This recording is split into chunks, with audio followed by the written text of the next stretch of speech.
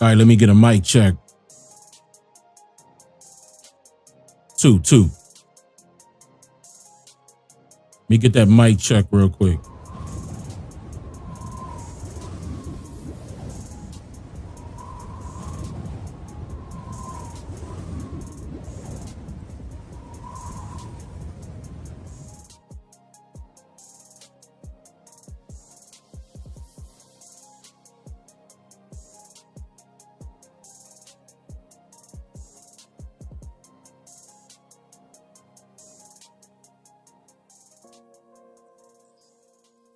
Okay.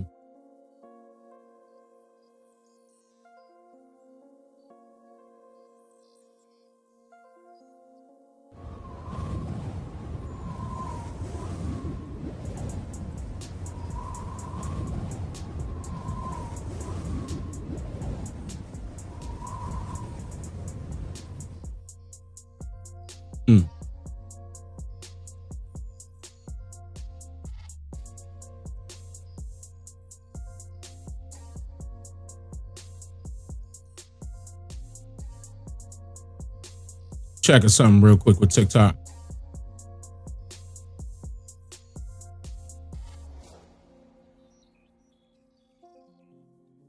Y'all good? What's going on, chat?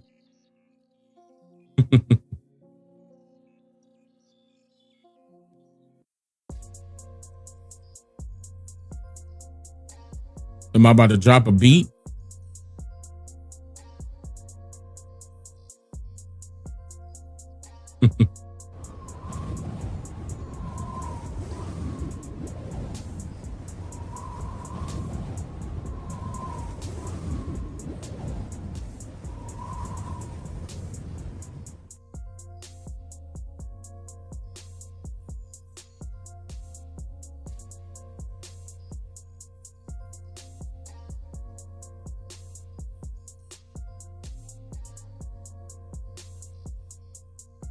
Interesting.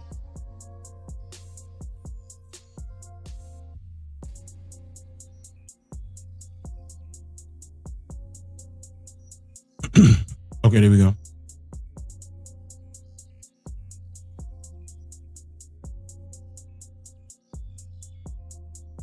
Yeah, just a few more minutes. Yeah, I'm when I go unannounced like this, it's gonna get better over time for sure.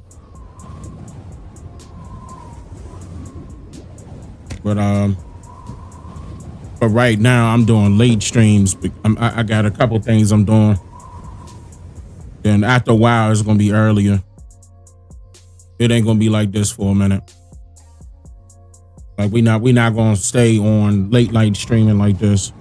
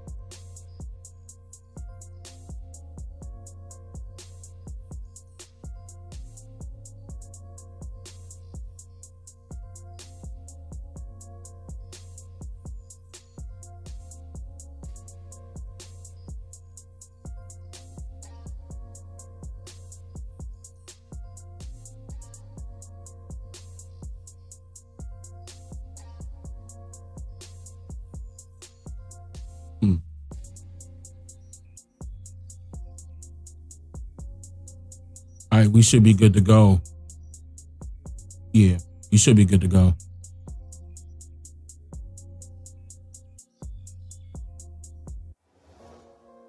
All right, so let me bring up chat on my side real quick.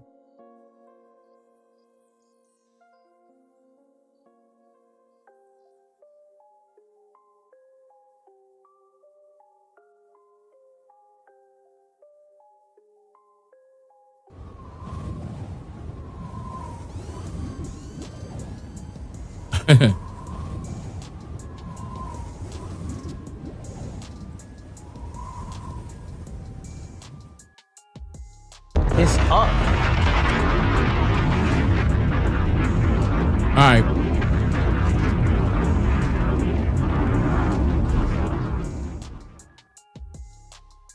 So we in here. I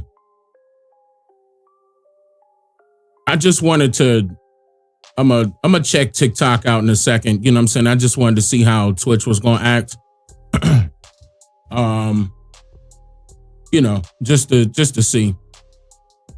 But I'm gonna be going into a couple of different things here. One of the topics I'm going to be getting back into because I didn't get a chance to go fully into it the way I wanted to during last live stream. Last live stream, we had some technical difficulties, and I straightened some things up, and I got to toy around with some equipment real quick, and then I'm gonna be able to put my camera back on. And but for right now, I gotta set it up where my camera can be okay without pulling a whole rack of resources. I did have a lot of programs up though. So, you know, I did. I admit that. So that was my fault. But we not gonna have that this time.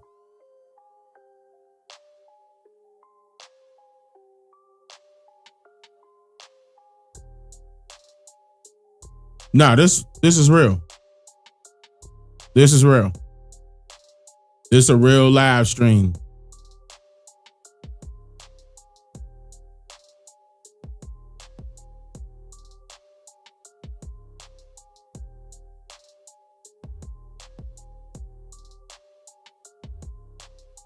All right.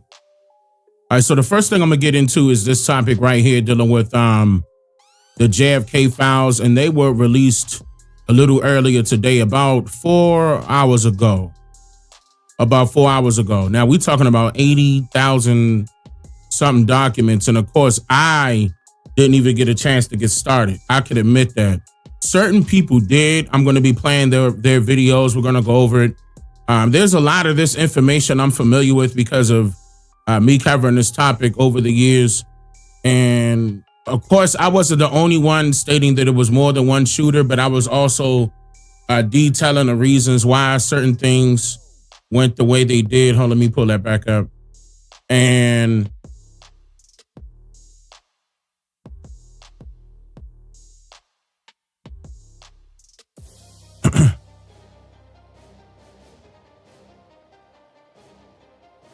interesting. Why? Let me see. Wait a minute, 1 second. Let me grab this URL real quick. But yeah, I mean, I knew this was coming. Just I'm really waiting for Martin Luther King's situation. That's what I'm more intrigued about. I wanted to see this too, because what I'm about to talk about, I already knew happened. Hold on 1 second. I'm trying to grab that URL. But yeah, I already knew it, and I was just waiting on that, and they confirmed it. You know, as far as the CIA being involved, a lot of you should know that. But there's some people out there that wanted to. They were riding with the narrative that they put out there that it was a single bullet and it was a single shooter. You know, it was some stupidity going on. Oh, they said they can't grab that? Why not? Is that an issue? What is the problem?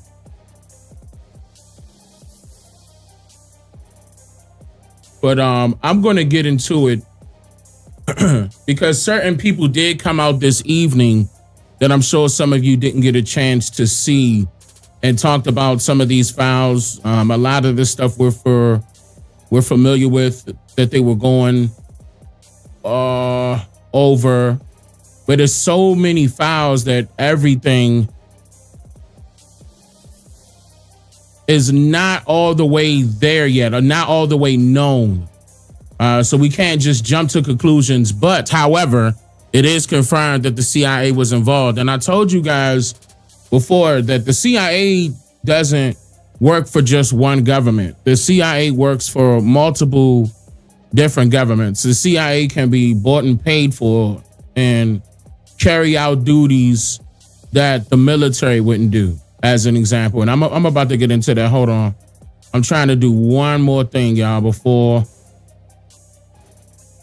I get into this real 7 heavy. minutes a day until March 1st. Hold on. I'm trying to move that over. Okay. Now this should work. Boom.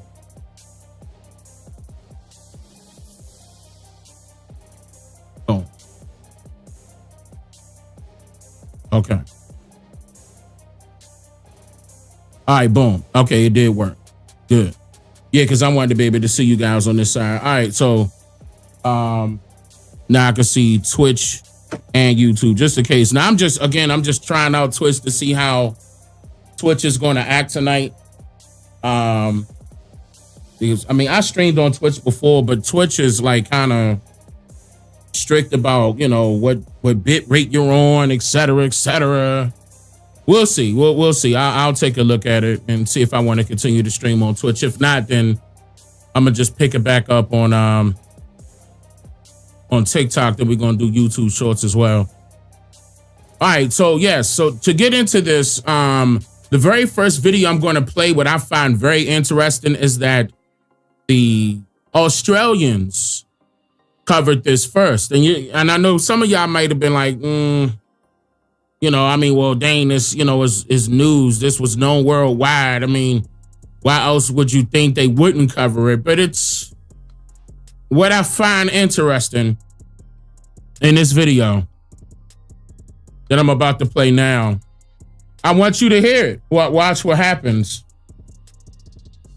It's pretty short that we're going to move on, but watch what happens right here. 1 second. Let me make sure I got that turned up. All right, here we go. Well, let's go straight to that breaking news now. And the JFK assassination files have been released by the Trump administration, and they've revealed some surprising Australian connections. Yes, 7 News chief reporter Chris Reason joins us here on the set with more. Okay, let's make sure that y'all can hear that before we go any further. Y'all heard that, right? It was surprising that it was some Australian connections. Did y'all hear that part? Do I need to boost up the volume? Let me know. All it is just one button. I can boost up the volume. Was it clear, or do y'all want me to boost up? Wait a minute, which one was it? Y'all want me to boost up the volume? Look. If it was clear, press 1. If y'all want me to boost up the volume, press 2. Before we go any further. It's good?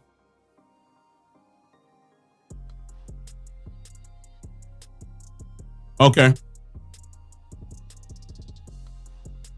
Look. All right. Some of y'all got them old phones out there talking about something you need a boost.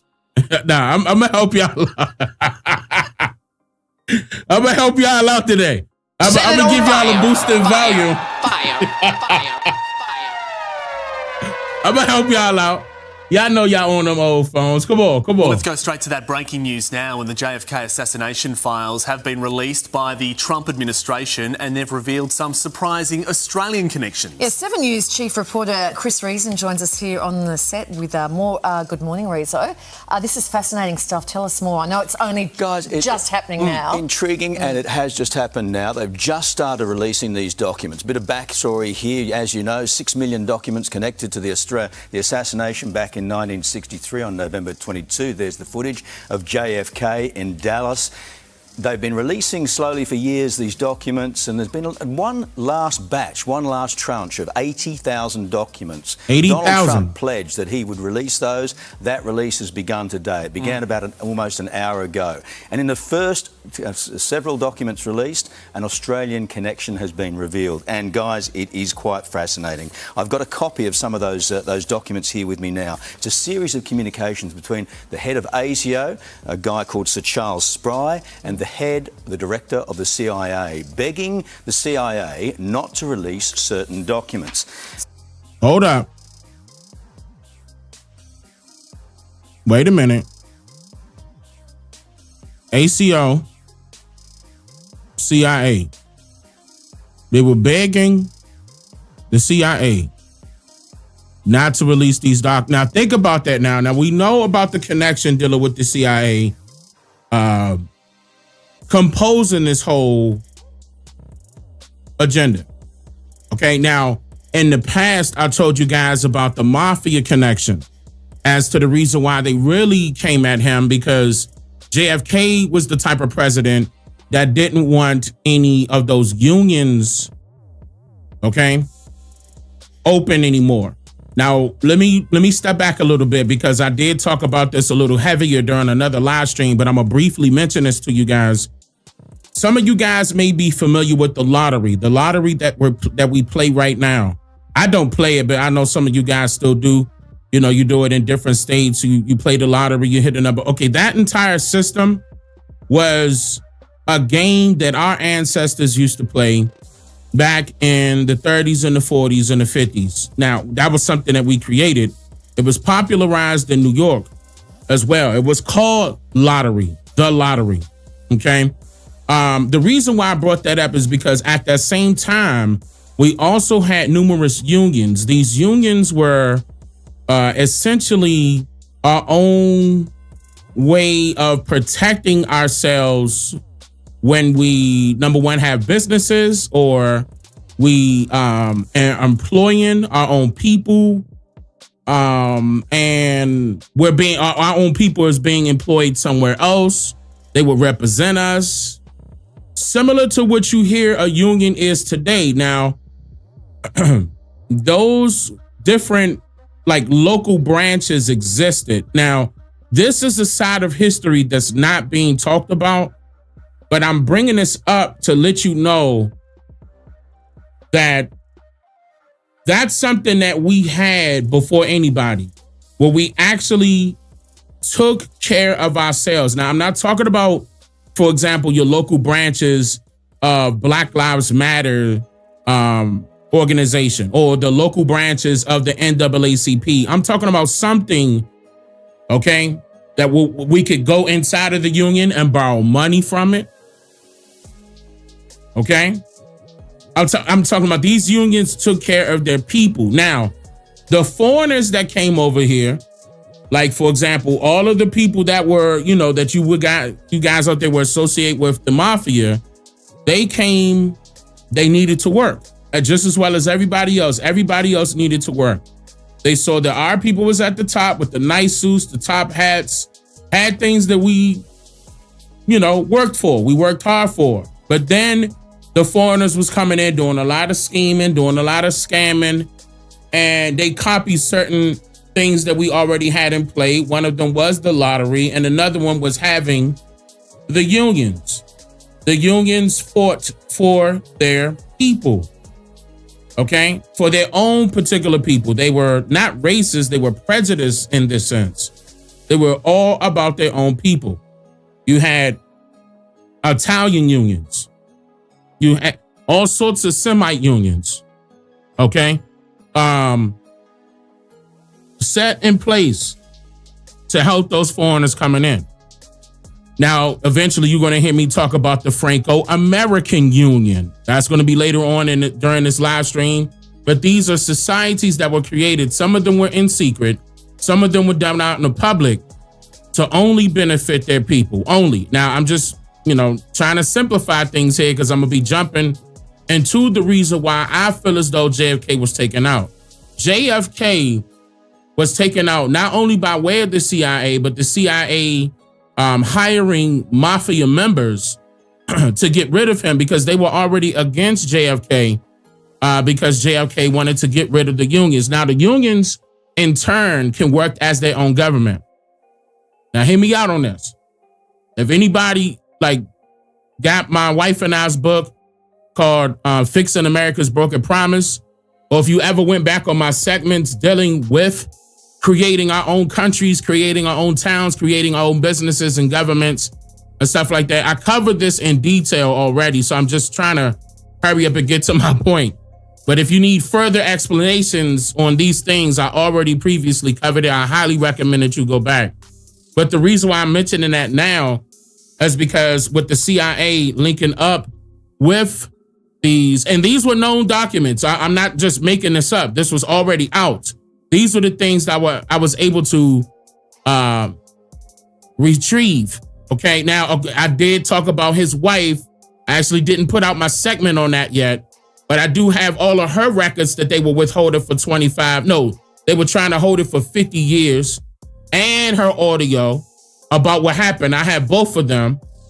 Okay, I'm talking about Jackie now, but the reason why I'm saying that is because the CIA was involved and hired mafia members. It could have been people, the Russian mafia. They were trying to say it was Russian mafia, but it wasn't. It was right here in America. The Italian mafia, the Semite mafia. It was a bunch of mafias or societies that were involved because they did not want JFK to come up there and knock those unions off, because then that way the people can't help themselves. They feel like they don't want to be dependent on the government for anything. They want to have their own union, okay, to represent themselves. But yeah, JFK was right there like, nah, that's not what we doing. You know, we falling up under this one tree. This is the only branch I want you guys to, lean on when it comes to that note. And then other things that he had in place, knocking off their businesses, knocking off the banks that they established. They did not like JFK. He was not a likable person to those who were already in business for themselves. Now, the CIA, if you guys don't know, is an independent agency. Now, I know some of you guys are going to be like, no, they're not, Dane. They work for the federal government. That they do. I'm not denying that, but they also could work for any federal government. They could work for any, and okay, here's an example of that. A government is a business. Governing is a business. So to have a government, you have to have a business. Listen, okay? The business is doing business as a government. The DBA is the United States government. You see my point? They're a corporation, okay? Same thing with the CIA. They are a corporation. They can be hired by any business doing business as a government. The reason why I'm saying that is because, like right now, that's the reason why I'm playing this one. When you're hearing people come out and say that in these JFK files, they noticed that Australians were involved and the Australians was begging the CIA not to have this information out. Yeah, DBA. What did I say at first? Did I say DBA, right? DBA, doing business as, yes. I think I said that. I hope I did. So, it was also about the war, but not, and that's what they tried to make it seem like. Everybody was against him because of the war, and it was bigger than that. People were against him because he was knocking off people's income, technically, their reliability to depend on each other. Now, it was a lot of foreigners involved in that. So, yes, you're going to hear, I'm telling you, the majority of these records are going to show you that the mafia is involved, the CIA is involved, and now we're about to see what other countries were involved with getting rid of him. They lied about that bullet. This is before I even play these videos, I already know the majority of the stuff. The thing is that they're not trying to indicate that it was 3 shooters, okay? Because he did get hit once. Before the camera panned to him, he was already leaning down. Then he got hit again by the driver. The one that knocked him out of there was the driver. And then the driver pulled off. That's why Jackie was trying to run. Now, hopefully that story come out. Why was Jackie trying to run? Okay? Because Jackie was told not to say nothing. Now, there is going to be some people out there that are going to indicate that Jackie was one of the shooters as well. Now, that's going to throw people for a loop. Okay? But I see where they're coming from because of where she was positioned. Now, I also don't see where they're coming from because she wouldn't react that way if she was one of the shooters. Meaning getting up and climbing up out of that car, okay? If she was one, she wouldn't have had to worry about it. No, she was worried. That's why she was trying to get out that car. Once she saw half of his head blown off by that driver, I don't have to play that video again. If you want to see that video again, I have a live stream that I just recently did on that, covering that again. So if you want to see that footage, you could go there and start watching that right away. This ain't no BS. This is stuff that they already have. They just declassified this information. And so far, they didn't redact anything based off of what I've seen so far. Now, we talking about the National Archives, so this is going to take a while. We talking about, for me personally, it's going to be some months. So I can see exactly, what's going on, so I can connect the dots myself based off of the paperwork that they decided to give us. That doesn't mean that they didn't change this stuff up already in the 60s. They had plenty of time to change this stuff up. Don't forget that. Every time a new president, this is another thing y'all don't know. Every time a new president is inaugurated, the CIA asks the president not to leak these documents out.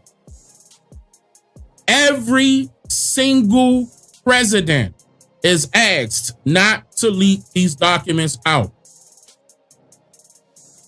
So again, that gives them enough time to still doll some documents up, all right? Just in case the president say no, like how Trump did. Trump said, no, we putting them out now. Yeah, now I hear y'all calling Jackie all this. Listen, my point is this. I see where some of y'all coming from, but it doesn't matter. She still wouldn't, unless she playing a real good ass role, she wouldn't need to worry about climbing out that car. She wouldn't need to be worried about climbing out that car. Now, again, I still don't want, I'm halfway not trying to put it past her. Halfway. Again, I'm 1 foot in, 1 foot out with her. Because it was 3 shooters. But we're gonna talk about that in a second. So let me go back. So right here, you're hearing Australian news. Okay?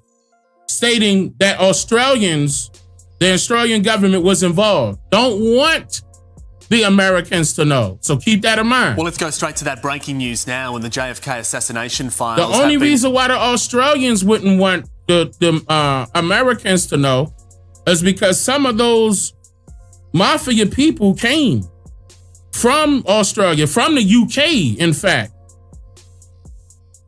Let's be real. By the Trump administration, they were being helped by a lot of people with their individual unions. Y'all got to understand how big of a deal that was. Everybody forgot about that. But not only am I a researcher, I'm a historian with this information.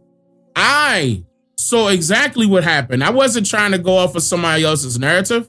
Those unions was a big deal at that time for every single foreigner.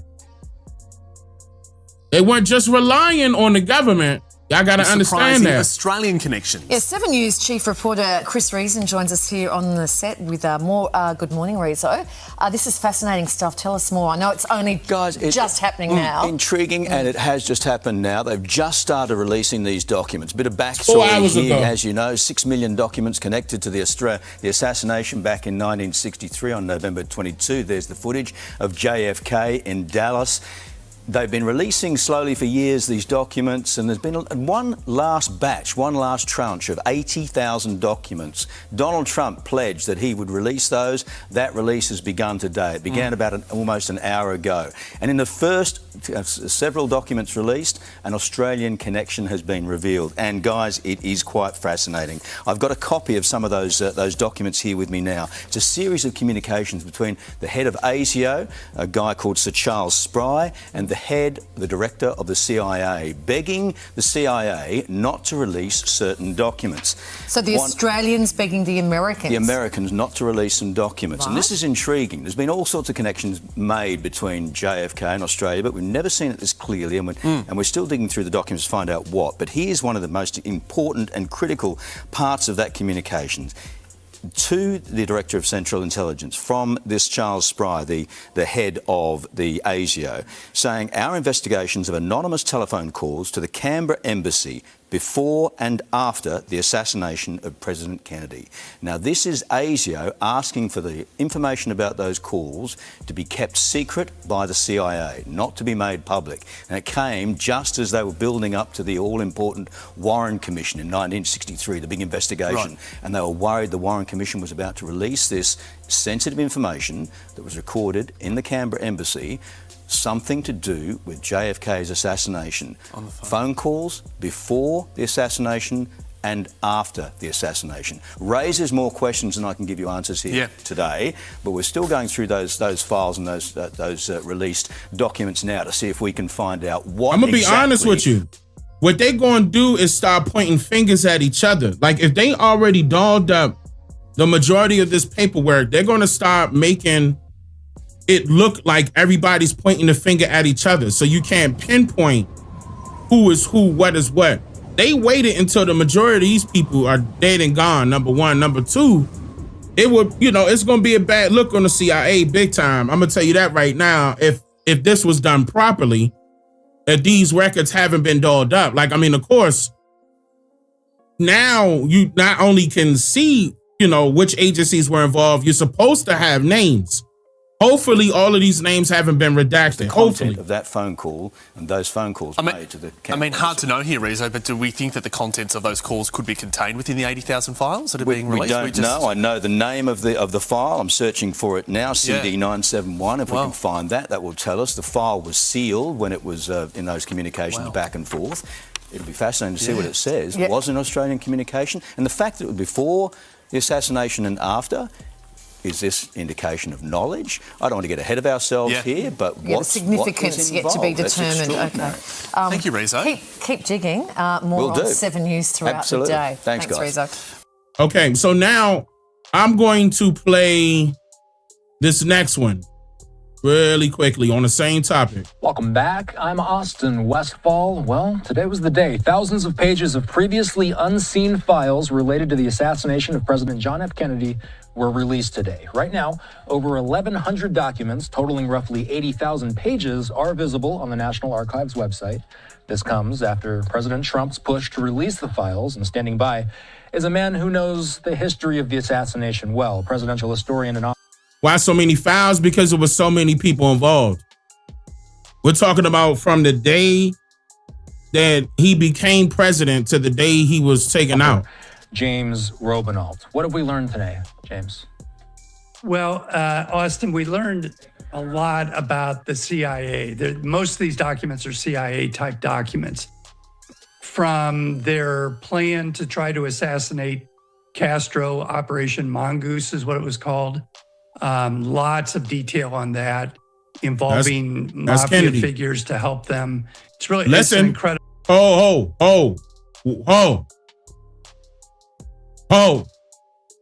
What did he just say? Operation Mongoose is what it was called. Lots of detail on that involving mafia figures to help them.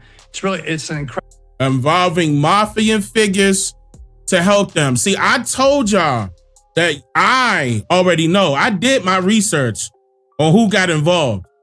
Okay, all this is icing on the cake, and I'm hoping that they didn't change anything, because even though they're releasing all of these records, they still had time to change stuff. Like, we still got to know Jackie's side. Like, again, I have Jackie's stuff. I even have her recordings, but all of that has been edited. All of that. Like, I even have the one where she was talking real bad about Martin Luther King. I have that. But my thing was, why? What happened? What made you, that should have been the question. What made you get up and say, oh, hell nah, I'm getting out of this car from the back of the car? Who turned around that was already seated in that vehicle and shot him? That's what I want to see laid out in these records. That's what I want to see. Story. To Jack Ruby and Oswald being seen in a nightclub, according to a CIA memo weeks before the assassination, to all sorts of discredit on the single bullet theory that The ballistics people thought, that this just didn't happen back when the Warren report came out. Yeah, it was the driver. 2, the CIA operation out of Mexico City and all the intelligence they were gathering on Oswald. So it is a truckload of information. He was the plant. He was the plant. He didn't do any of that. Not one time. He was the fall guy, Oswald. It's going to take weeks to analyze their 100-page depositions in it. It truly is a real trove of information that begins to paint a much stronger picture that the CIA knew kind of what was coming and may have been involved in the group out of Miami that was the anti-Castro group that may have been setting up Oswald. So a ton of stuff. Does this change the official narrative? I think it will. I mean, I think what we're going to end, as I've said before, this is like a big jigsaw puzzle. And we have a lot of pieces in place. What we didn't know were some of the identities of some of these people and the CIA documents. Everybody's got a code name. So that's going to take a long while for people to unravel. But I think it's going to show that they were very active with the group that was entangled with Oswald. Oswald was already in police custody. They are, listen to what he's saying. The records, the CIA records, they were already tracking him. They were already following him. They were already aware of him. They knew exactly where he was. But they wanted to keep track of him so the day of, they could snap a picture of him and make it seem like he was in that same outfit that day. In which he was, because it was a picture that day of him that day. That was a plan. In New Orleans in the summer of 1963. Nothing but a fall guy. The evidence is starting to look more. He didn't do any of that. More like they were setting up Oswald and that the anti-Castro group were the people who might have pulled the triggers. So I think there's a lot here to work with, a lot to analyze. And as you know, because of Paul Landis's revelation that he found the bullet in the limousine that you and I have talked about so much, that tends to prove there was an ambush, that there were multiple shooters. This will then... Right. Now, that's another thing. What he's talking about is something that I played during the last live stream on this topic, where one of the bodyguards found a bullet casing inside of the car, and he kept it with him all of those years. You know, I thought that part was BS, but he could have been telling the truth as far as him keeping it all of those years. But the whole point is that you found a bullet in the car. Like, they was talking about this guy found the bullet, but you didn't just listen to what he said. He found a bullet in the car. What is he doing finding a bullet in the car? But yes, that was not only an indicator that there was multiple shooters, it was also a huge indicator that one of them bullets came from somebody in the car. And that governor of Texas ain't get hit. All right. Give us a better idea of who might have been involved. Yeah, so let's back up on that. So for people that are watching that haven't watched our interviews before, why do you feel it is appropriate to question the actual story? And you know what?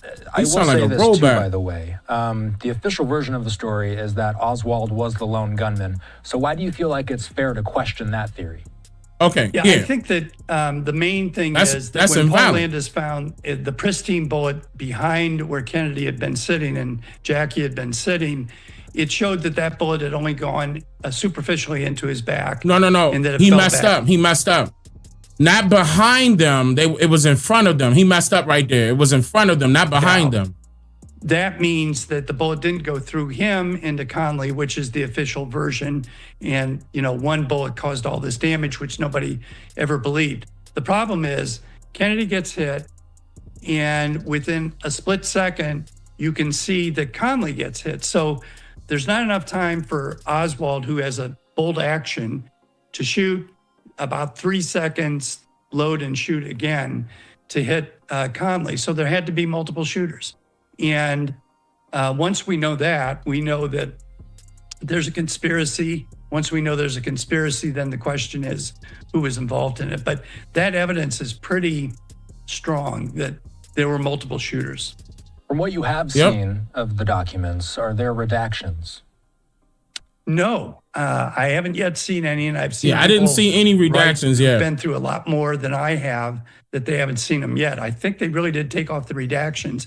And again, this is going to help still put doll together it up. these pieces of the puzzle, because you have these various people who are identified in Miami. You have the people identified in Mexico City, and now you're starting to put all this stuff together to see what the puzzle looks like once you put those pieces in. So, I got to ask, this is something that you and I have talked about ad nauseum. I mean, the assassination happened in the 60s. Here we are in the 2020s now talking about this. Why did it take so long for these documents to be released? I think the answer to that is that when the government was involved. Warren report came out, President Johnson and Hoover in particular were very much trying to end the controversy and not spark World War III. They were worried that this was going to be blamed on the Cubans. They were worried it was going to be blamed on the Russians, and they were not willing to risk nuclear war over all of this. So they very much. I mean, of course, he gonna give the politically correct answer, but I mean, I'm not going to say that the war or a possible war, could or couldn't have been one of the reasons why they didn't want this information out. I mean, that's at the lowest part of that list. The number one reason why they didn't want these records out is because the government was involved. The same government that he was working for was involved. There's no ifs, ands, or buts about it. Yeah. In my last live stream on this topic, I was playing William Cooper's stuff because William Cooper had it. William Cooper was the one that exposed it to the point where we knew who was who, what was what, and he had videotapes. Now, the videotapes also showed that the driver turned around and shot him. There's no denying that. Yeah, it was an inside job. Yep. But I'm not looking to see that in the paperwork. I'm looking to see what Jackie says, and I could care less about the CIA. I mean, you're not about to lock nobody up. Everybody's dead. The Warren Commission to get it done, blame it on one person. And at that point, the Warren Commission came out with a report that started to fall apart almost right away, but a lot of people still hung on to it. And the only reason that it's taken all these years is that the CIA convinced president after president that there were still people alive, there were still operations that they needed to protect. And it's only really in the last year that we finally have. See, that's what I'm saying. Okay, I'm glad he said that. Because I'm telling y'all, they tell that every single president not to take these, not to leak these documents. Even Jackie said that they would get, not Jackie, their daughter. Hold on. Do I have that up here with me? What is her name? Cynthia? I'm trying to remember. Their daughter, Jackie and John F. Kennedy's daughter, was the one that leaked Jackie's stuff. Carolyn. She leaked Jackie's stuff before it was supposed to come out. But they told every single president not to leak those documents out. And I knew that wasn't it. Yeah, Carolyn. She the one that leaked them. And that was years ago, though. And she was supposed to. She did it anyway. Now his cousin in there with Trump. Now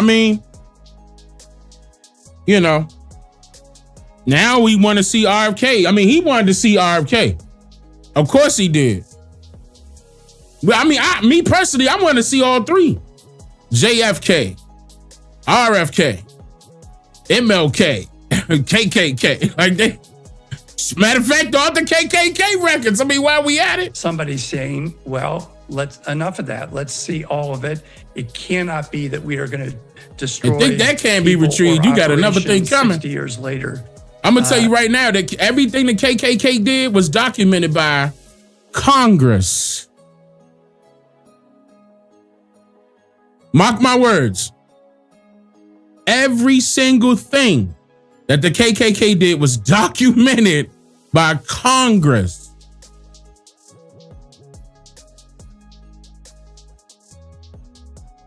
That's how deep they were into the government. It's going to be embarrassing, which it is, to the CIA. They were involved. Can you help us differentiate between reliable sources and conspiracy theories that are out there? There's no shortage of conspiracy theories related to this assassination.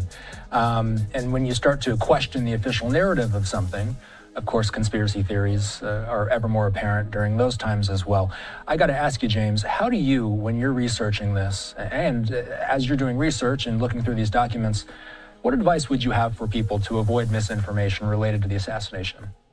Well, you look for people who, when they say something, have evidence to back it up and aren't getting into speculation. A lot of conspiracy theories say, well, here's what we know, and then here's my speculation. They go off in wild tangents.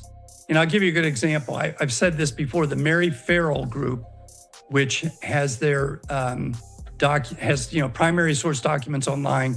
Jefferson Morley, who I interviewed for Vanity Fair. These guys are very careful journalists. They have to have proof before they say something, but they also can put things together and support it with evidence. So you're really looking for people who have carefully scoured the record, can point to documents, and are not based in just raw speculation about crazy stuff in particular. That's one tell. But people like Jefferson Morley and Mary Farrell, go to that website. When they say something, I'm gonna tell you right now, ain't no ifs, ands, or buts about it. The records are out. And that's important. You need to have facts. So what's next? More documents? Are we expecting more releases? Yeah, as I understand it, this is a first tranche, that there's still a lot more to come out. And so I think JFK? we'll see that over the next few days of, I think, more. What happened was Trump said, get it all out. And I think the lawyers of the Department of Justice stayed up all night trying to make sure they could release some stuff, but they haven't released all of it. So that's still to come. And then what's really going to happen is it's still people who more are very deep into this are going to start to analyze it very closely and pull stuff out and point it out. And it's going to be fascinating. It's like a big detective story. It's really amazing stuff, especially when you read some of these memos on Project Mongoose, the whole operation to assassinate Castro with pills and, all sorts of stuff. I mean, it really, you'll be amazed. Yeah, so far it's 80,000 documents, but that's not it, man. It's probably going to take me all this year to get this done, especially with keep constant. But look, don't stop. Keep releasing documents. I'm nosy. I want to know. Then I want to start seeing RFK. I want to see MOK. I want to see the KKK. Yes, and I would like to see some Malcolm X records, even though that's case closed. We already got that. We saw, the majority of the records that they did end up, that the FBI and the CIA did end up releasing. There was a lot of redacting going on, but I do have them myself. I got them as soon as that was published. The majority of the records I got on MOK, some of that stuff, got redacted, but I still have them. But it would be nice if they would just, release more and re-release the ones that had a lot of redactions on them so we can know who these people's names are. Stop hiding them. Just because they're alive, so what? Maybe some of them need to be behind bars. Put them behind bars. I mean, they did something wrong, apparently. It was a lot of people that didn't even know that African guy that was beside Martin Luther King was an agent that took the picture. He was the one that snapped the picture of Martin Luther King's head off. He was the photographer right there, and just so happened to stay right there just to snap that picture right on time. Then he left.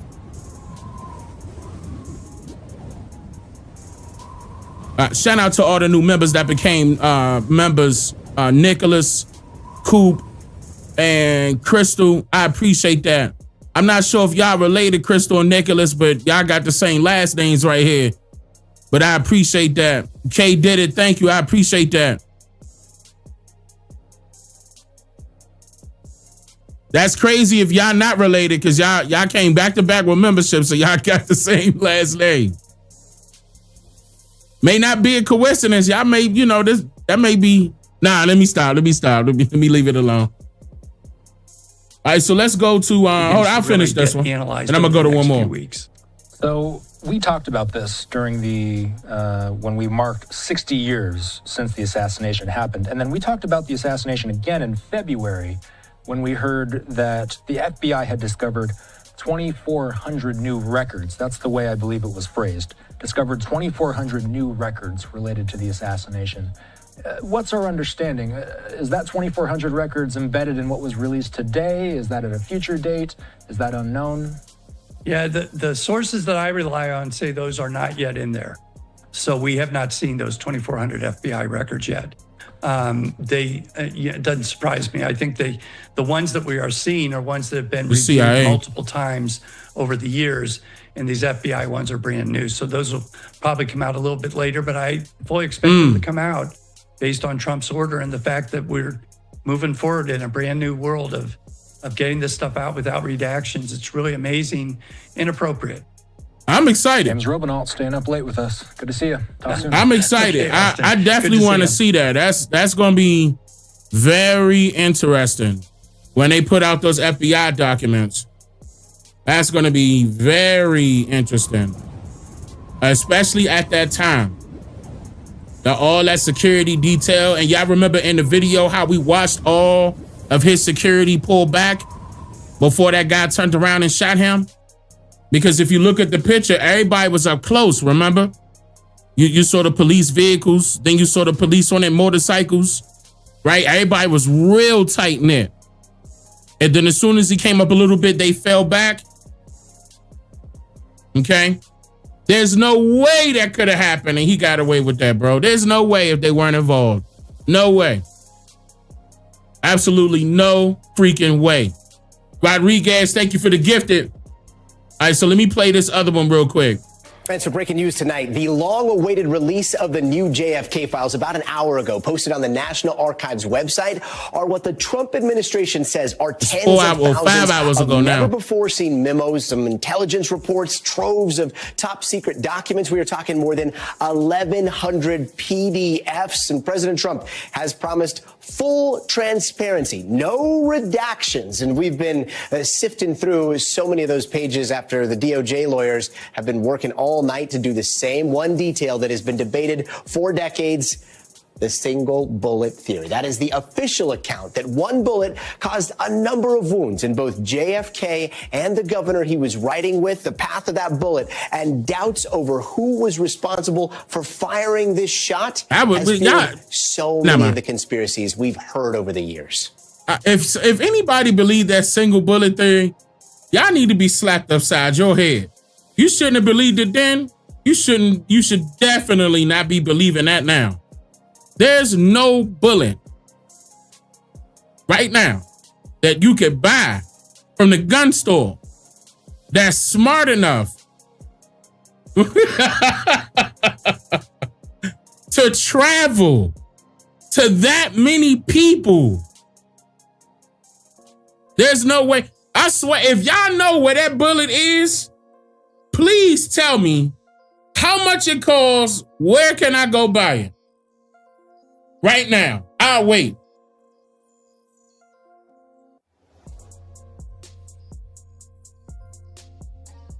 Now don't point me in the direction of a video game. I said real life. Where's that at? That's a smart bullet.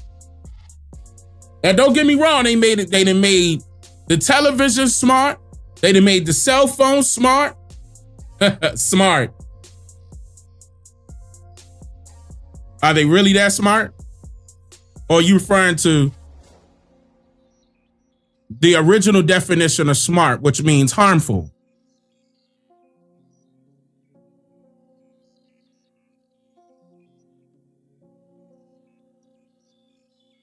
Notice how these smart devices are doing more harm than good.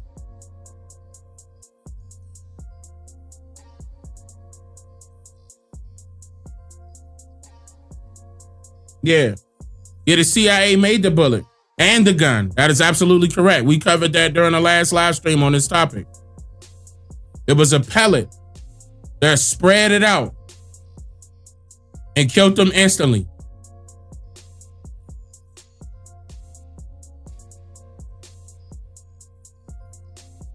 I don't put it past, listen, I don't put it past Elon that he ain't already working on a Tesla bullet.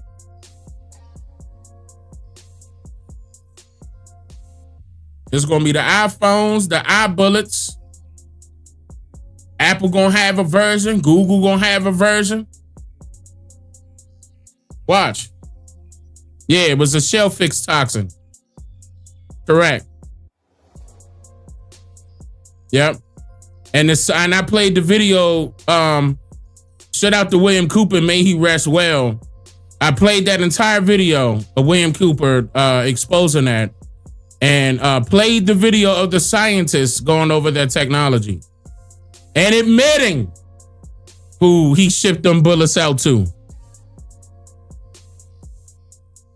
Yep.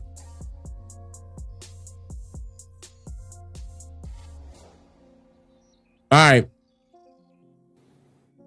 A single bullet caused 6 wounds while staying intact. But stop, bruh.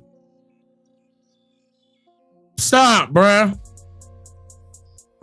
Many argue that the bullet's trajectory is impossible. The angles just don't add up. How, where, and when did the CIA surveil Lee Harvey Oswald? My father was walking at the bottom of the hill with John McComb when I got home, who's the CIA director. My father said to him, "Did your people do this?" So his initial instinct was that the CIA had killed his brother. That was Robert F. Kennedy Jr. there recounting his father's suspicions of U.S. government involvement in the JFK assassination back in 1963. There's no ifs, ands, and buts about it. Half of Americans have similar thoughts. One poll from a couple of years ago found that 43% believe the U.S. government was involved somehow. So, oh, okay. You gave me an idea. I'll take a poll right now. I'll take a poll right now. Let's see.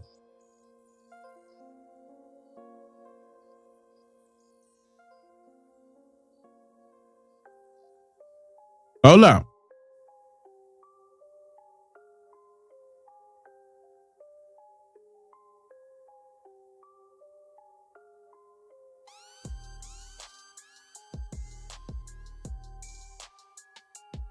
Here we go. I'm out to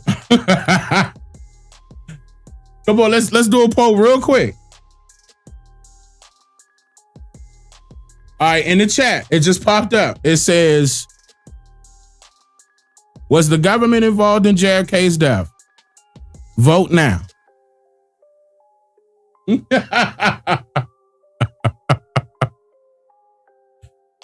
Yeah, I mean, for real, I should even took the poll. What I should have did was I should have just put 30 seconds on the clock. There should be it's gonna be at least like one person. Hold on, it gotta be one person out there that's gonna vote no.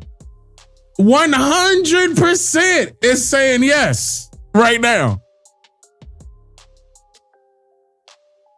100%. Almost 300 votes. Should we just close the poll? Is there a hell yes button? I should have put that in there. Man, you gonna tell myself 43 since 2023? They need to do that one more time. Yeah, I'm closing the poll. There's no point in keeping that up. Here we go. Did today's document dump get us any closer to finding definitive answers? Let us hope so. So joining us now is Gerald Posner, who literally wrote the book about JFK and the assassination. Hold on, bro. What the fuck is that? Hold on, bro. I wasn't ready for that. Young, what is this on the screen? Hold on, bro. Hold on. Stop it. Get some help. Bruh. Young, what is this? Don't he look like the human version of Master Splinter? Swear to God, Master Splinter from the Ninja Turtles. Don't he look like Master Splinter?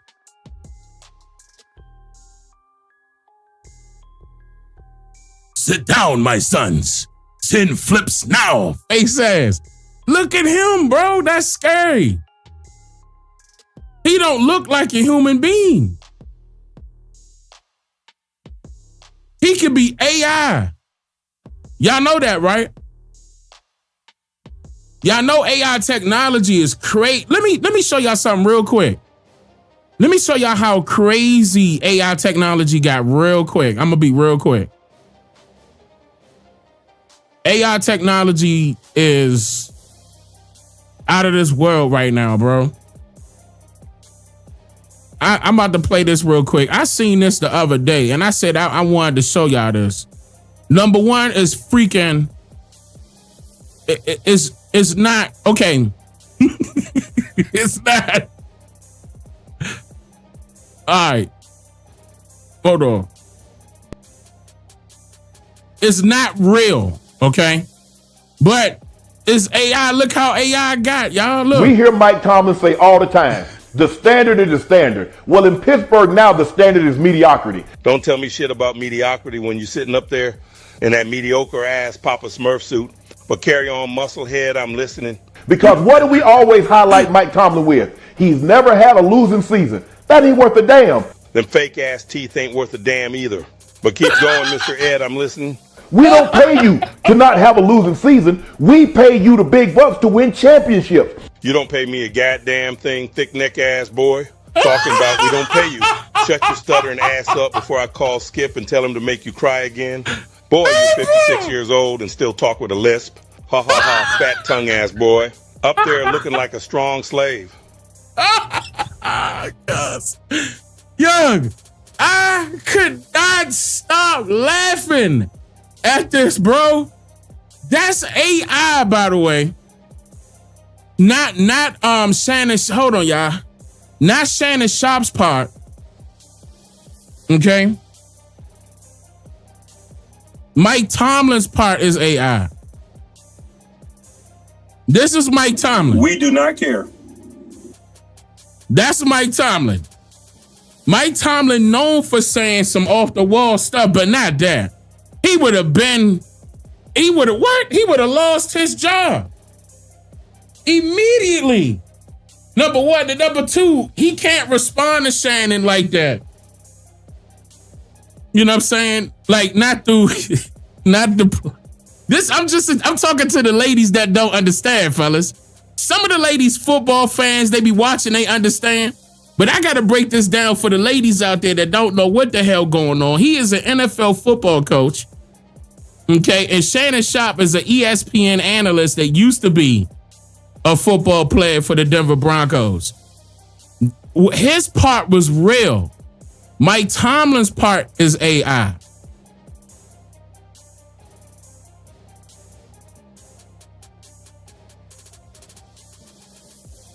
Man, that part right there is crazy.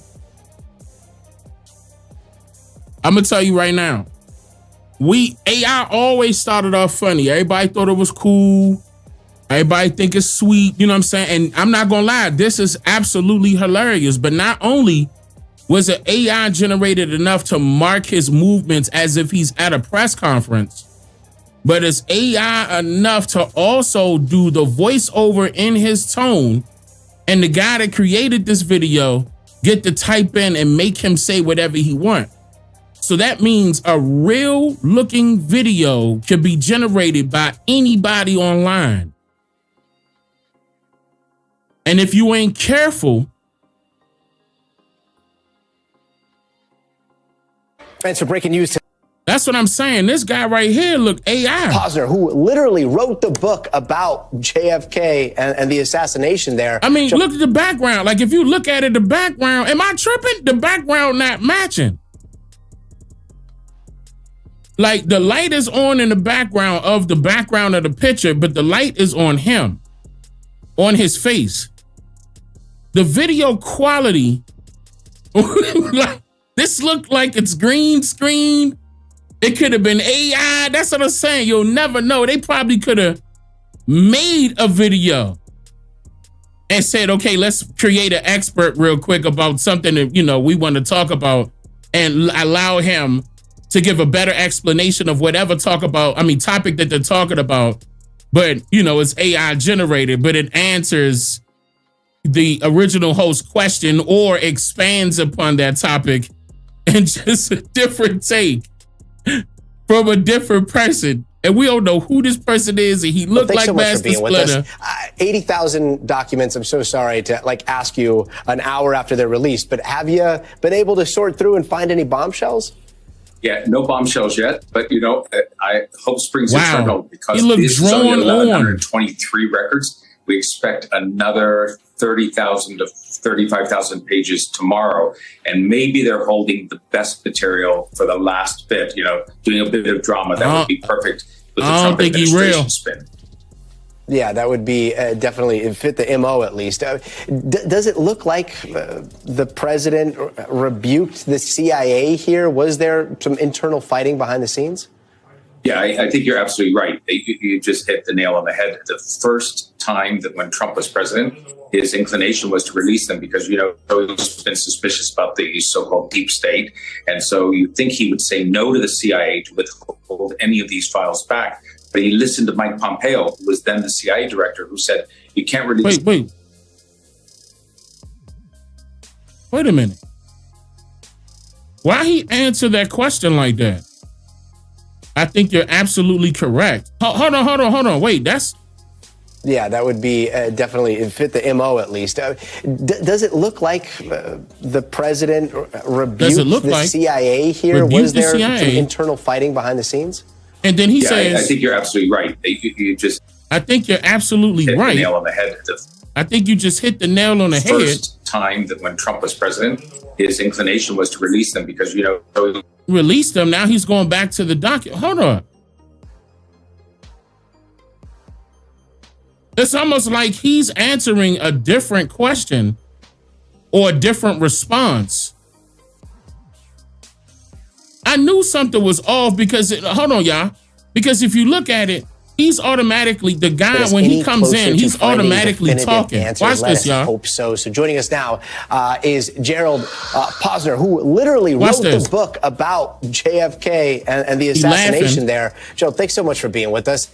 80,000 documents. I'm so sorry to ask you an hour after they're released, but have you been able to sort through and find any bombshells? Yeah, no bombshells yet, but I hope springs eternal, because this is only 1,123 records. We expect another 30,000 to 35,000 pages tomorrow, and maybe they're holding the best material for the last bit. Doing a bit of drama that would be perfect with the Trump administration spin. Yeah, that would be definitely fit the MO at least. Does it look like the president rebuked the CIA here? Was there some internal fighting behind the scenes? Yeah, I think you're absolutely right. You just hit the nail on the head. The first time that when Trump was president, his inclination was to release them because, he's been suspicious about the so-called deep state. And so you think he would say no to the CIA to withhold any of these files back. But he listened to Mike Pompeo, who was then the CIA director, who said, you can't release them because there's some sources, information, and some confidential material. That's one of the reasons I don't think you see Pompeo on Trump 2.0. So now Trump is ready to go. He wants the files out, and we're finally getting them. They should have been done. Biden could have released them as well. So, I'm glad that they are out. And now that they're out, I mean, do you have any predictions as to what we might see here? So, I mean, my prediction's less. A lot of people, if you ask them on the street, what do you think you're going to find in the JFK files? They think they're going to find the second shooter of the assassination. They're going to find evidence of a CIA plot, that Oliver Stone is really more of a historian than we all think. I don't think that's going to happen, but I do think there's going to be material in here that will be embarrassing to the CIA. Information about how they had spied on Oswald when he visited Mexico City only 6 weeks before the president was murdered, and that they may have learned how unhinged he was in visits he made to the Cuban and Soviet missions. Then the question becomes, if they knew he was that unstable, why didn't they report that back to the FBI when he comes back into America only literally 5 weeks before Kennedy is killed? Because they told him that he was going to be the fall guy and he was uncomfortable. He thought he could flee the state, and it didn't matter if he fled state. They were still going to follow him. He wasn't going nowhere. Would have had him as a top priority. And maybe the assassination could have been prevented. Wait, so just to clarify here, does it sound like, I mean, the big conspiracy, at least in your perspective, might be like a cover your ass kind of thing where, you know, the CIA may not have been forthcoming because they had him on the radar. They were watching him. They trailed him to Mexico and they didn't stop him. Is that accurate? And that makes sense. This is the same thing that happened, as you know, at 9/11. The CIA and FBI don't talk to each other. And so the CIA followed two terrorists into California and they ended up. Okay, because the reason why is because they're two different agencies. Again, one is independent. One literally works for the federal government. The other one could work for any federal government. I'm going to keep repeating that just in case people don't get that. I'm also going to mention something correlating to this too once we finish with this one. I hope I remember. I should jump in and talk about it now before I forget. I hope I remember. Remind me. Yeah, y'all not gonna be able to remind me. I should jump in right now. Because, okay, you let me jump in right now real quick and we'll come right back to this because it's still correlating. I am going to forget if I don't talk about it right now. I remember when, okay, how many of y'all are hip hop fans? I'm gonna give you a better example, right? Like if some of y'all out there hip hop fans that may be familiar with, y'all familiar with Jay-Z. I mean, I'm tripping. Like y'all should be familiar with Jay-Z, but I'm not too sure if y'all ever heard of the song that he did, called "The Story of OJ." Right? My fault, y'all. My fault, y'all. Because it's some people out there that may not know Jay-Z, but don't take that the wrong way. I'm not trying to be funny. You know what I'm saying? It may be some people out there that may have heard of JC, but just not a fan, not listening to his music. You know what I mean? But the reason why I'm pointing this out is because there is a particular song that he did. I'm going to play the portion of it that I'm talking about real quick. You want to know what's more important than throwing away money at a strip club? Credit. Now, and that right there, for example, what's more important than the strip club, he said credit. Right? You ever wonder why Jewish people own all the property? You ever wonder why Jewish people own all the property in America? That's how they did it. Now, okay, I'm getting somewhere with that. The reason why I brought that up is because I don't like the fact that Jay-Z is the one to point out the people. I'm going to use the term Semite here, okay? The Semite people got the money, and how they got the money is how they did it. Like, he left you to imagine. You ever wonder why Jewish people own all the property in America? Own all the property in America, then it's the money. That's how they did it. It's how they did it. How they did it. Now, the reason why I'm saying that is because the reason why, for example, they came at JFK, why this correlate, is the same reason why they came at MLK.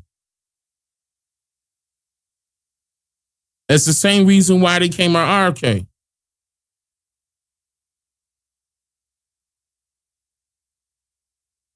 That's the same reason why the CIA would still be coming at you. All right, hear me out on this. Remember when I told y'all that foreigners can come over here and they're automatically classified as a different type of race, or they have a different type of classification altogether when it comes to their nationality, when it comes to their identity, okay? When it comes to, what I mean by that is their ID, their identification. Now, they also get a totally different line of credit, right? They also are set up to have more opportunity when it comes to starting a business, when it comes to getting loans for businesses, a house loan for their first home. Hear me out. I'm getting somewhere, okay? Well, it's because the reason why those things were eventually set up was because of that time dealing with JFK wanting to knock the stuff down where people were already receiving that type of help from their own unions that were at place. I'm not going to get back into the unions thing, but I just wanted to bring that up as to the reason why Jay-Z, for example, mentioned this. Now, let me play one other example real quick to give you a better understanding of where I'm going here. Hollywood don't make stars anymore. Think about it. When we were kids, you had Schwarzenegger, Stallone, Tom Cruise, Denzel, Morgan Freeman. You had Wesley Snipes. Yeah. Pacino, De Niro. I mean, you can name, and I'm not even talking about the women. You can name 50 dudes who were making $10 to $20 million a movie. All right, now listen. This is Anthony Mackie, the actor. Now, I've seen him doing a lot of work. Anthony Mackie is in a lot of movies and a lot of side TV shows, and what I mean by that is TV shows that you would see pop up on Netflix, little, Netflix sponsor movies. Same thing with Prime, like Amazon. He's working. Okay. So this should be alarming coming from him. Hollywood don't make stars anymore. Watch this. Think about it. When we were kids, you had Schwarzenegger, Stallone, Tom Cruise, Denzel, Morgan Freeman. You had Wesley Snipes. Yeah. Pacino, De Niro. I mean, you can name, and I'm not even talking about the women. You can name 50 dudes who were making $10 to $20 million a movie. Now, who's our De Niro? You Captain America. He the new Captain America. How much of that do you think social media influenced? Captain America. I think, great question. I think social media is a big part of it, but also I think. Don't lie. How many of y'all went to go see Captain America? The one that I'm talking about, the most recent one that just came out that he's playing Captain America. Be honest.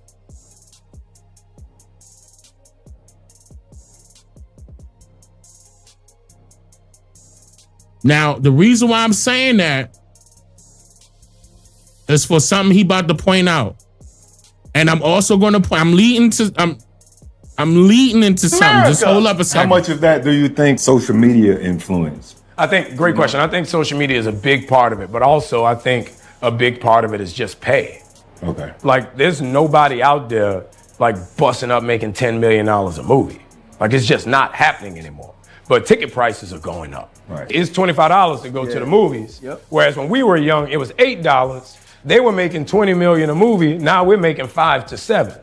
So there's a huge disparity. Where's that extra money going? Mm-hmm. So it's really interesting when you look at it. If you don't make huge stars, you can pay them less.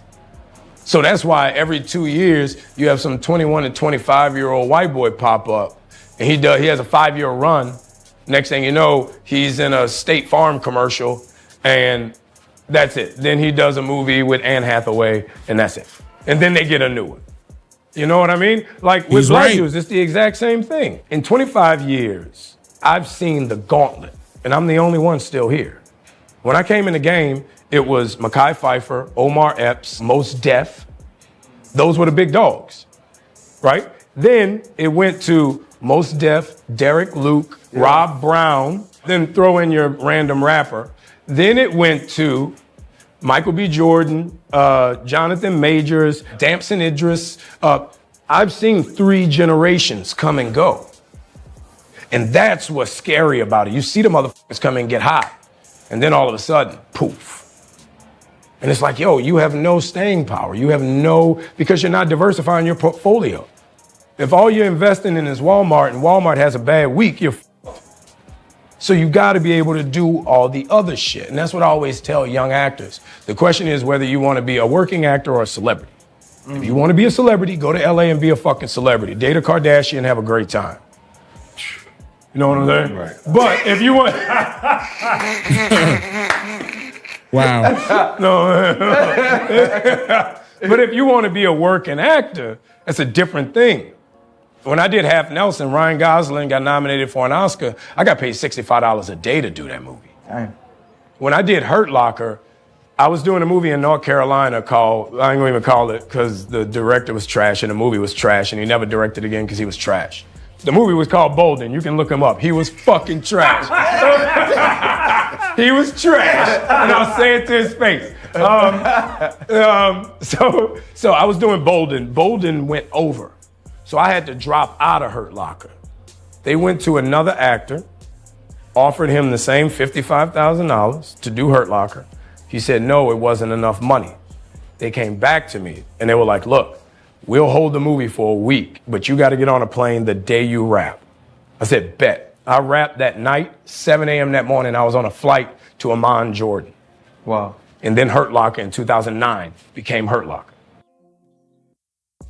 Now, the reason why I brought this up and the reason why I'm pointing this out, I mean, number one, I want y'all to notice that he has the original Black Panther logo on his jacket, number one, of the original Black Panther Party. That was the original logo.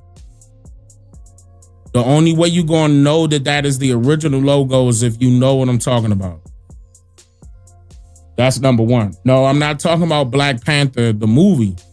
I'm talking about Black Panther Party. That is the original logo of the original Black Panther Party, not the one with Huey P. Newton.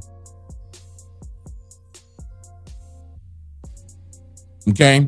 He either knows somebody or he know his history in order to wear that logo. Okay? That's number one. Number two, what he was pointing out here is a few discrepancies. On the surface, you're going to hear that he was stating that, you know, actors come and go. They don't get paid as much as they used to. Okay? But he told them young actors, if they want to see the tens and 20 millions of dollars, that you got to do what you got to do. You got to put in the work. You can't just be looking to go Hollywood and expect that you're going to be able to make it out there and survive. When it comes to that being your career and your only career only, if you're going to take it as a career, then you're going to play it like a career. It's going to come and go. If you take that as your livelihood, then you're going to make sure that you're doing it generationally. I totally understood his point. But the discrepancy that you guys need to hear is in pay. Is in pay. Now, y'all would think, for example, that certain actors is making too much money because you probably seeing them a lot and you thinking they making that much money and, oh, they don't got to worry about nothing in their life. Why they complaining about not being paid? Don't forget another actor or actress in this sense. She was complaining about not being paid. And don't forget a comedian actress also came out and said she wasn't getting paid. It was a lot of people coming out stating that they were not getting paid. Okay, what you got to understand is the type of work that they've been putting in and what they expect, you know, from what they've been putting in, how much they know they worth. Because another thing that he pointed out is some of those movies, they get paid little to nothing, but the prices of the tickets to go see the movie is higher. Okay, the price to rent the movie is higher, but they don't see nothing on the back end. Yeah, Taraji P. Henson is one of them.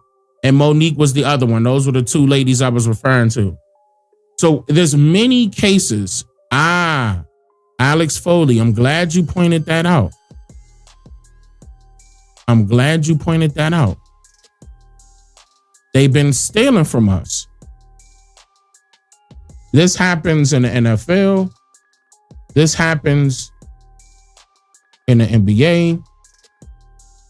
This happens when you're an actor or an actress. Okay? This happens when you're a politician. Listen. This happens when you're an activist. This happens when you're an author. This happens when you're a teacher. This happens when you are a historian. This happens when you're a motivational speaker. This happens no matter what you do. The pattern.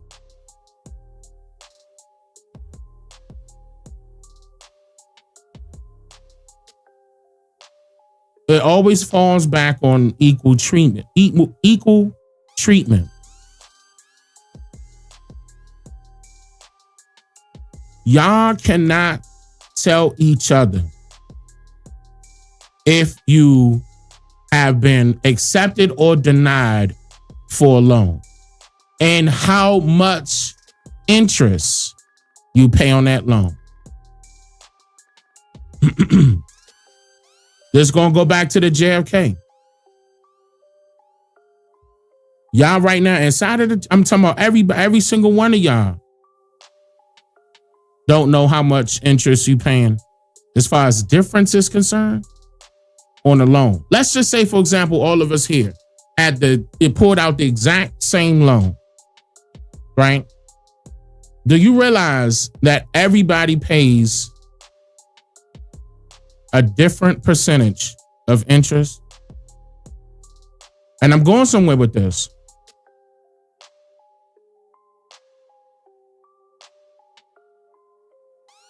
That's everybody, except if you're a Semite.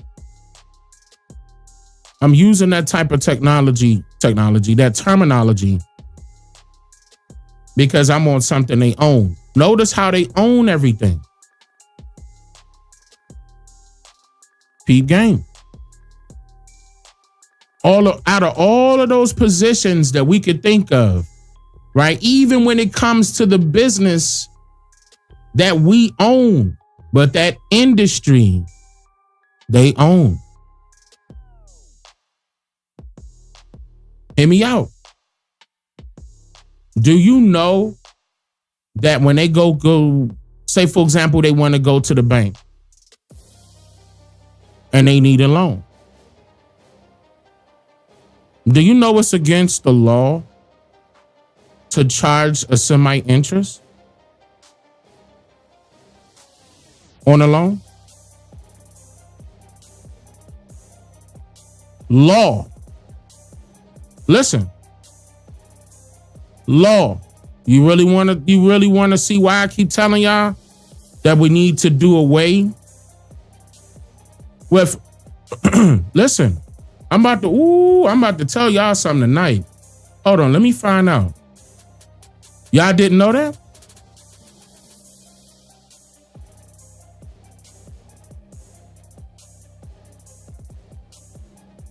Let me show y'all something. Oh no. Oh man. Oh, it's one of them nights. I'm loving this.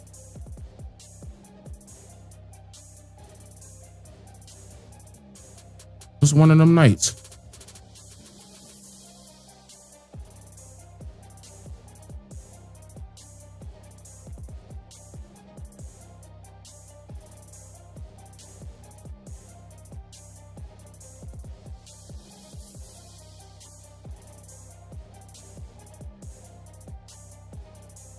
Y'all see the screen?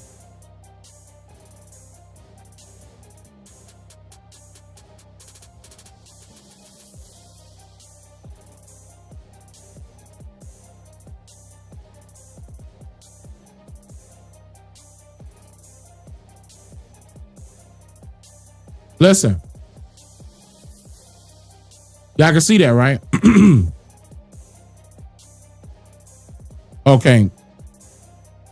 This is their law. No Semite can ever charge another Semite interest on a loan. It's called Heter Iska. That's reconstructing a loan, reconstructing the loan. That so it like becomes an investment instead of a loan. So in other words, like for example, right now we have lenders and borrowers, creditors, debitors. That's why I told y'all credit and debt is the same thing. Credit and debt is the same thing. But the Heter Iska is investor receiver. This is only for the Semites. Only. I'm talking about right now. Anywhere they go. It doesn't matter what bank. Listen.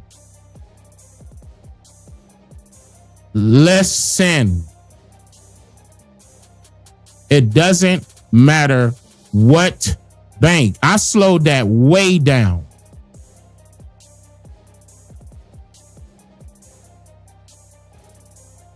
Let me show you something else.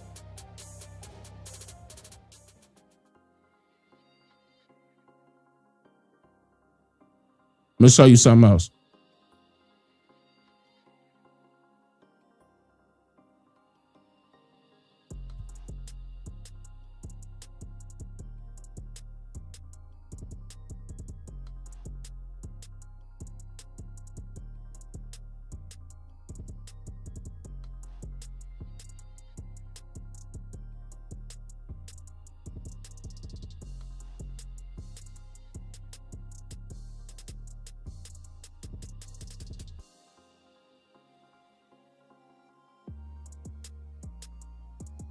And I'm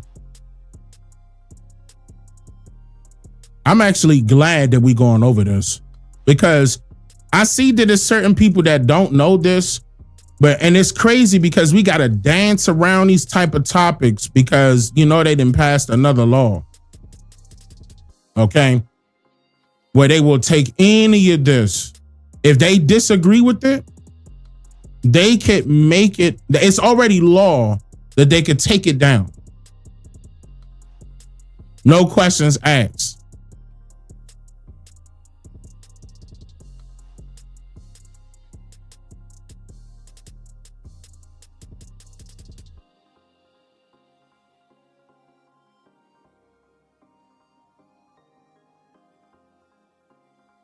One of people that Trump brought in made sure that happened. I forgot that lady's name. Hold on.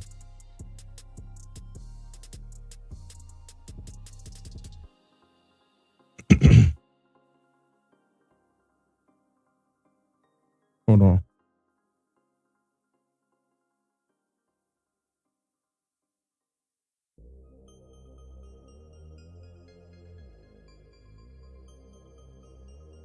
But yeah, this is right now. And this has been happening everywhere.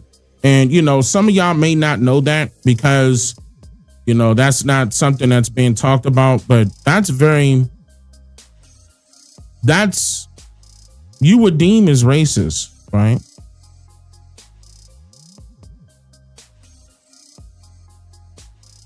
Like, think about that. Like, how in the world is one group who are religiously formed, by the way, that's their religious practice. How are they being given the privilege of Heter Iska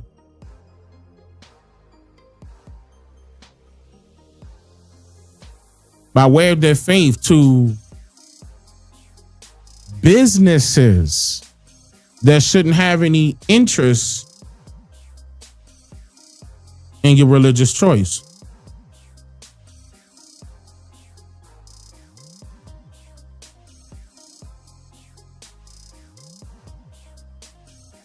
So not only was it racial discrimination,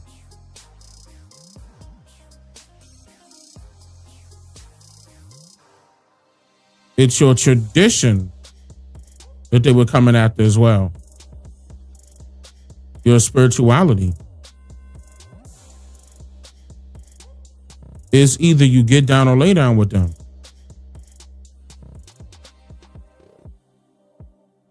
This is not how it's supposed to be, ladies and gentlemen.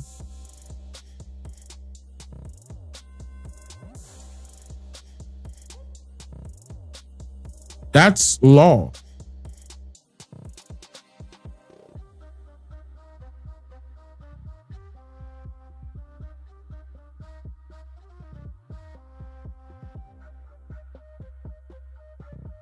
They give themselves loopholes. And to go back to what we were talking about,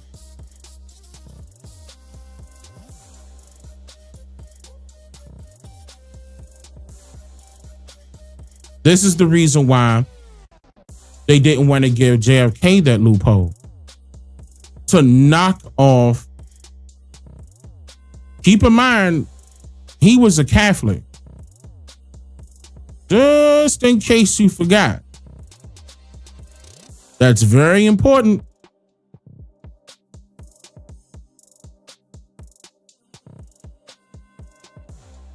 Very important. And I just see y'all got to be members of my channel to see what damn, that's crazy. But yeah, the channel members, y'all get to see what I showed y'all about Joe Biden. But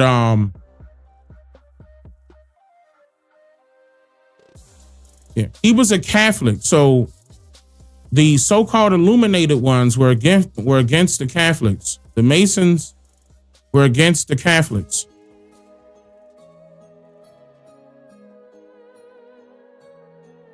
Illuminated, Illuminati, that's them.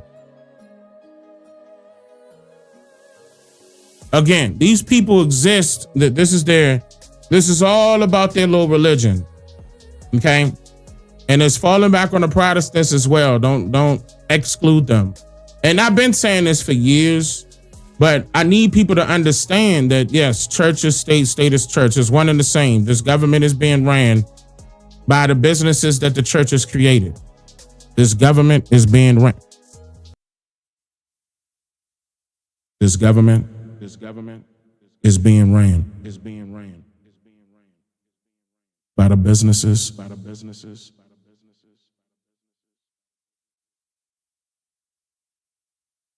That the church has created. Set it on fire, fire, fire, fire, fire.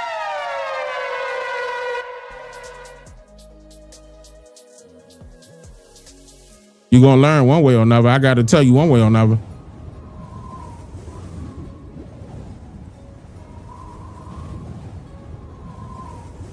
But yes, that's why they came after JFK. All of them were involved. He wasn't about what they wanted. He was against them. For sure.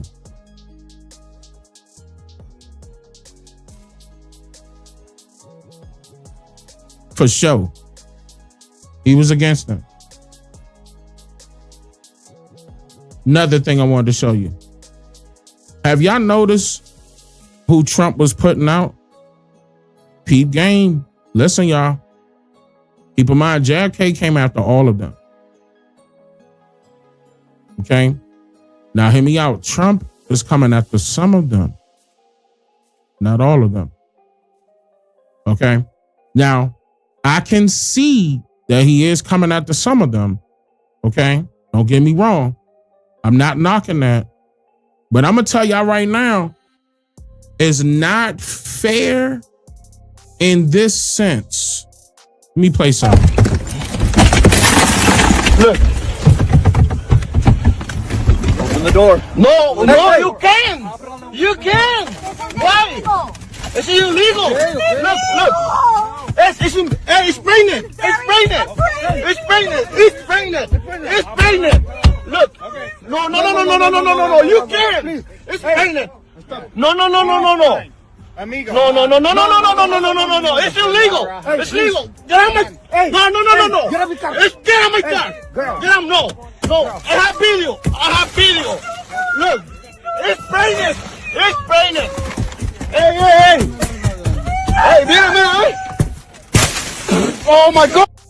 Okay, let me explain what's going on here. So this is the Spokane, whatever, Washington County Sheriff's Department.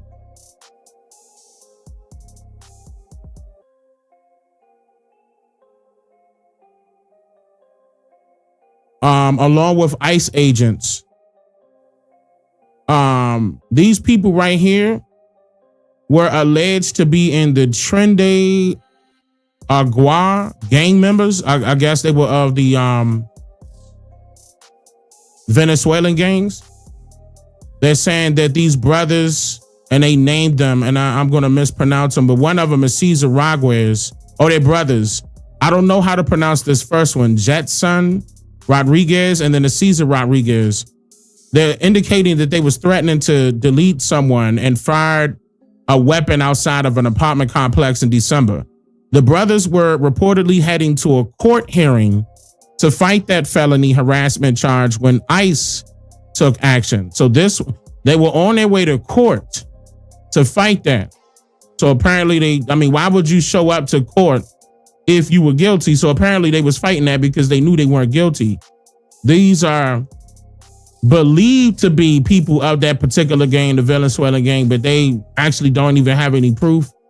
But I'm gonna just tell you right now that this is the reason why I state that this is not fair in a sense. Now, some of y'all may be like, that's what they get, right? But here's my thing on that. That's why are we only seeing South Americans get deported? Why are we not seeing? Hear me out. Listen to me. You understand what I'm saying? Now I have plenty of videos of more than just Latinos being imported. What do you mean? Why are we only seeing, why are y'all promoting that you only getting rid of the Latinos? Like, real talk, I don't like that. I don't like that at all. I'm going to tell you that right now. I'm not about to be pussyfooting or nothing. I'm going to keep it real. And if you dislike that, oh, the fuck well, okay? Grow some fucking balls. You don't have to agree with everything this government is doing. And I disagree with this 100%. I'm all for putting back the immigrants to where they belong, but don't try to keep showcasing you just singling out Latinos, just like how they will single out the so-called black man when they need to meet their quota and he driving a nice car or she driving a nice car. Okay? Don't forget they pull our females over too and harass us. So not only is it the county sheriff's department over there in Washington, they got ICE along with them, knowing that they had a court date and knowing that they was about to show up and fight it. According to reports, they was about to fight that in court, saying that not basically, they gonna fight for their innocence, just like how they fighting for their innocence right here. But I'm just saying, again, this is me not taking up for illegals or, you know what I'm saying? This is not that. These people are not considered illegal because that is yet to be determined. They're only assuming that. Okay? They're only assuming that. But that's harassment of, straight up, of people they don't know. 1, 2, if they're going to do that to them, why are they not doing that to everybody else? Why are we only seeing not only people inside of their cars recording this, situations, it's even the police body cam footages that's coming out. And we only seeing Latinos. I'm just saying.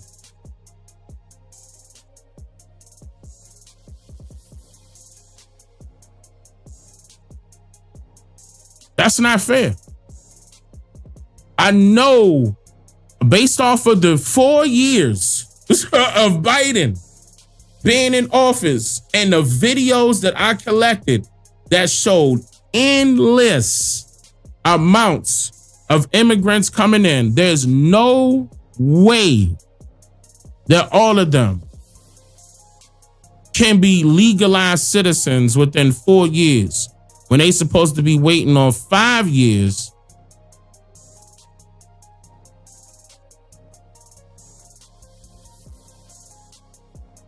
According to their own law. See, I think this is, honestly, I think this is a scam too. The 2020 census was supposed to be telling us what everybody considered themselves as. How come, again, I'm going to still ask, this is 2025 now, we do not have the results still of the 2020 census. Of the 2020 census. We don't have the results. The reason why I'm saying that is because how do you know who everybody is? Joe Biden came out and said that it's going to be minority white European by 2040. How do we know that's not already happening? Because think about it. You labeled a bunch of foreigners as white. It was not based on their skin complexion. It was based on the status of privilege that you gave them.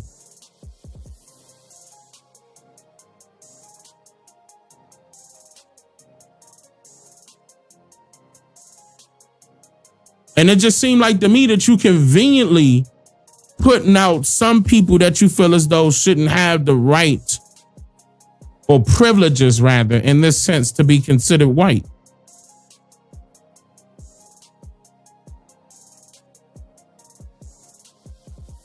I'm saying we ain't see no Ukrainians going back. We ain't see no East Indians going back. We ain't see no Chinese, Japanese. We ain't seeing nothing Asian going back. We don't see none of that. I'm telling y'all, something ain't right with this. If you're going to be for real about it, be for real about it.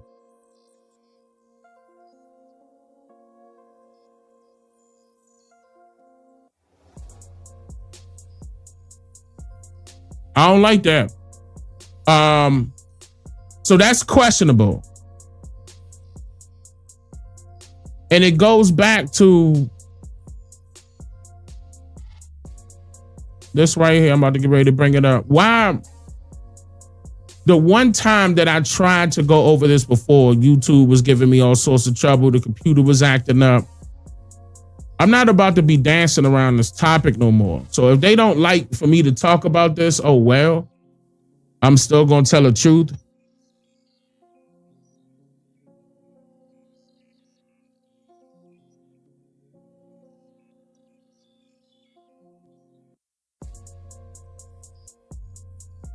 So French official demands U.S. give back Statue of Liberty after 140 years. Now, the reason why I was bringing this up is because the guy is allegedly a politician, okay? But the of the European Parliament, okay? And he was demanding that the Statue of Liberty be returned to France. You know, which was allegedly gifted to America in the 1880s. But he said because the president pulled back support for Ukraine.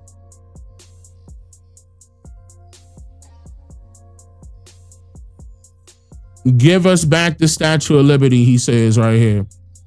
His name is Raphael Glucksmann, a member of the European Parliament.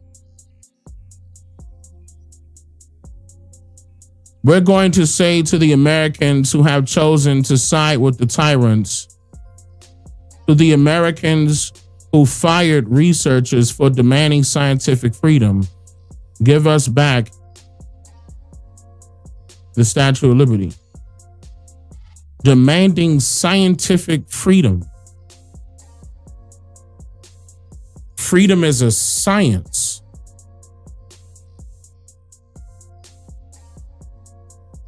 Let that sink in. Wait a minute. It's a science. Narrowed it down to this. We're going to say to the Americans who have chosen to side with the tyrants, to the Americans who fired researchers for demanding scientific freedom, give us back the Statue of Liberty.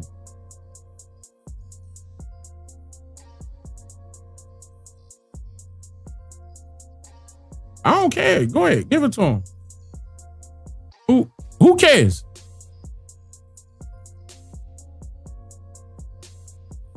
Huh? We do not care. Who cares? You can have it back. We never wanted it. You didn't put that out here. It wasn't a gift from France. It was a gift from a French sculptor.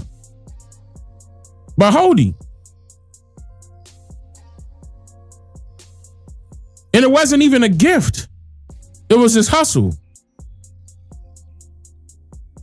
He had to make money back. That was his sightseeing, his portable sightseeing.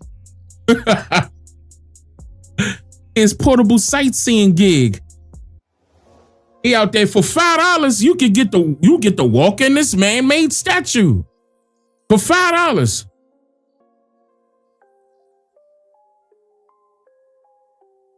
You said the Shannon one. Which one?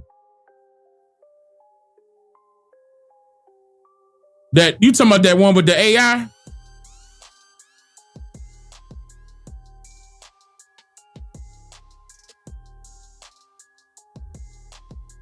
Yeah, nah, the image of the Statue of Liberty is very deep, and I did cover this, and I wanted to go over this, but because the time I was trying to go over this, if y'all could excuse me on that note, I chopped all of that live stream because that live stream was screwed and chopped. I said, I chopped that. I was like, nope, that's gonna get done over.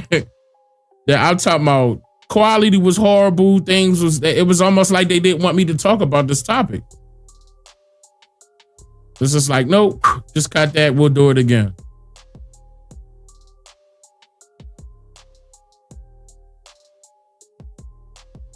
Yeah, I previously went over this already on numerous occasions, but I felt as though people need to understand why he's saying give it back. Because think about it. Everybody thought that the Statue of Liberty was about, oh, wait a minute.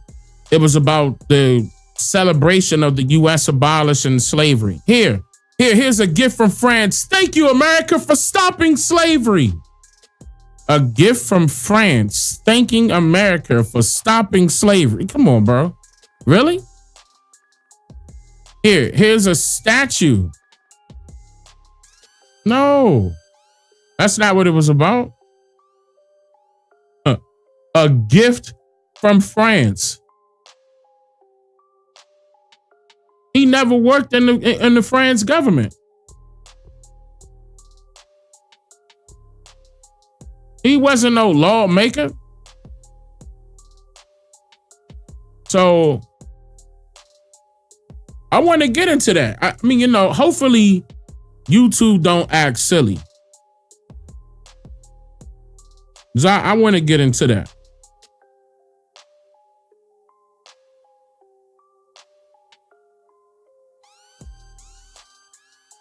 I'm about to get into it. Hold up. I'm about to get into it right now. Finally! I've been waiting to do this for a minute, man.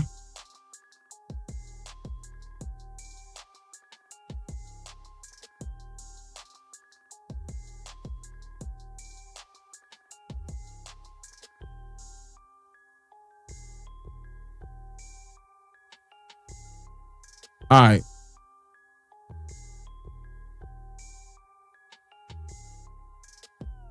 And it also correlate with JFK. The reason why is because of those societies I was telling you about. Y'all can already tell that he a Mason. Right here before I even started. He hiding his hand. Yeah, that's right. Yeah, come on, YouTube. Don't act up. Let's not play with this. All right, let's Americans have been told that the monument was based on an idea crafted and drawn by French sculptor Frederick Auguste Bartholdi in 1869. However, the initial idea of it is credited to a French abolitionist named Edward René de la Boule, who was the chairman of the French Anti-Slavery Society. Now, keep in mind that I'm stating that he was allegedly, okay, they were saying that he allegedly created the idea for the statue, okay, but that doesn't mean that he created it.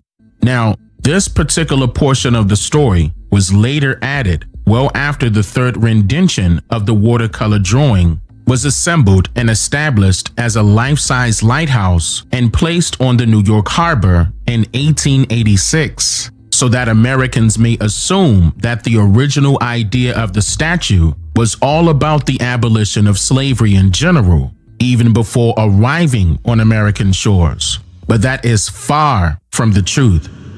Okay, here we go.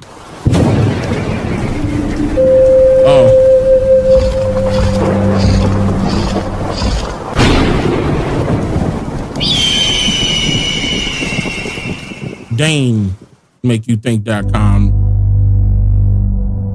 Produced by Dane Calloway and Tanisha Calloway. Watch this brand new documentary, Mother Rosa, right now at DaneMakeYouThink.com.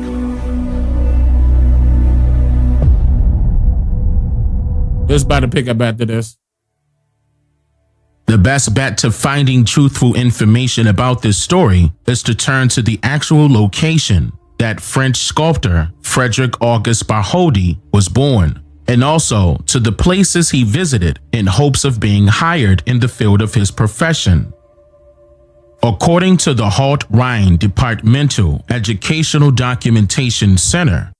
All right, so the information I'm about to give you came from this source. Located in his hometown of Colmar, France, Frederick Bartholdi was born on August 2nd, 1834, to a Protestant family, where he studied designs and paintings as a child and eventually took architecture courses in Paris during his secondary studies period as a teenager.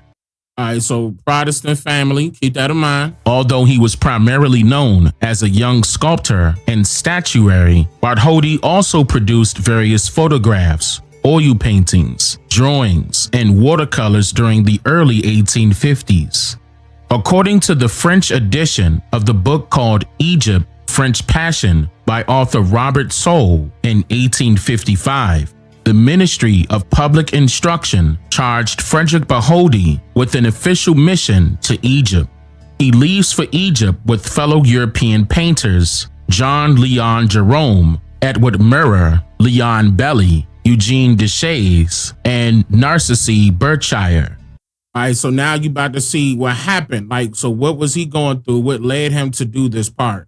This is the stuff that wasn't being told. Okay, you're not going to be able to find that, for example, in an American history book in your school curriculums. They're not going to be teaching this stuff. Their mission was to participate in the study of different populations living in Egypt while all studying Egypt's historical architecture. They were to draw, paint, and take photographs of the interesting things they witnessed during their short visit. On November 18th, 1855, they disembarked from the boat nicknamed Osiris in the city of Alexandria. They rented a dahabeah, the Jafar Pasha, in order to travel up the Nile. So they rented a little boat to travel up the Nile, making many stops along the way during their 15-day visit, immersing themselves in the country's views, admiring Thebes and its ancient remains. Bartholdi will bring back 200 calotypes. He favors views without a defined subject, dusty street corners, small merchants, boats, trees, and landscapes, and portraits of his companions on the boat going down the Nile, all with a very short sense of composition. He also brings back many drawings. The imposing series of feminine women drawing water are so many allegories of river divinities, which perhaps inspired Bartholdi with his taste for fountains.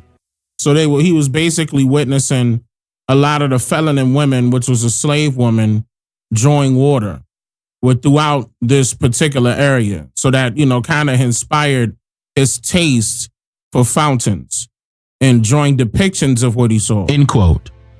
In April 1865, Bartholdi traveled solo on his own expedition to Yemen. He stayed there for 2 months before returning to France. During this time period, he produced many works, having been inspired by what he witnessed during his missionary travels. According to the book called Displaying the Orient, Architecture of Islam. All right, so this is a second book. This is a different book. Many references. 19th Century World's Fairs by author and professor Zeynep Selik states, quote, although under the Ottoman suzerainty since 1517, Egypt acquired a semi-autonomous status in 1805 when Muhammad Ali was appointed governor. This status lasted until 1882, the date of the British occupation. And I remember I paused right here during the last live stream. I got to say this again. The date of the British occupation wasn't until 1882. Okay. And I was talking about the Ottoman Empire to somebody. I'm trying to remember who it was. It could have been somebody in the 13%. But I was talking about how the Ottoman Empire was around for a while. But anyway, I was also talking about or referring to how the so-called slave trade that happened here in America is told to us that it lasted between, or it could have been 1863 or 1865, right? But if the British just took occupation in 1882, just pointing something out. Muhammad Ali initiated a series of military, economic, and administrative reforms, relying on the expertise of French and Italian advisors. All right, now, okay, he's listening to French and Italian advisors, but listen to this now. Muhammad Ali, that term. You guys are familiar with the boxer. You guys may have heard a lot of the brothers that are over here that, say that they are the Muslim faith and stuff like that will utilize that in their name and stuff like that based off of how, they consider themselves as far as being Arabic and stuff like that. That's not me. I'm just saying that's the religious belief. I'm just bringing that up. I'm just saying. But the reason why I'm mentioning that is because the term Peter Iskar is also Arabic. Okay, and keep in mind that was protecting the Semites. So can you, as a American Muslim, walk into a bank and receive a loan without interest? Because all other Semites can get that done. Can you?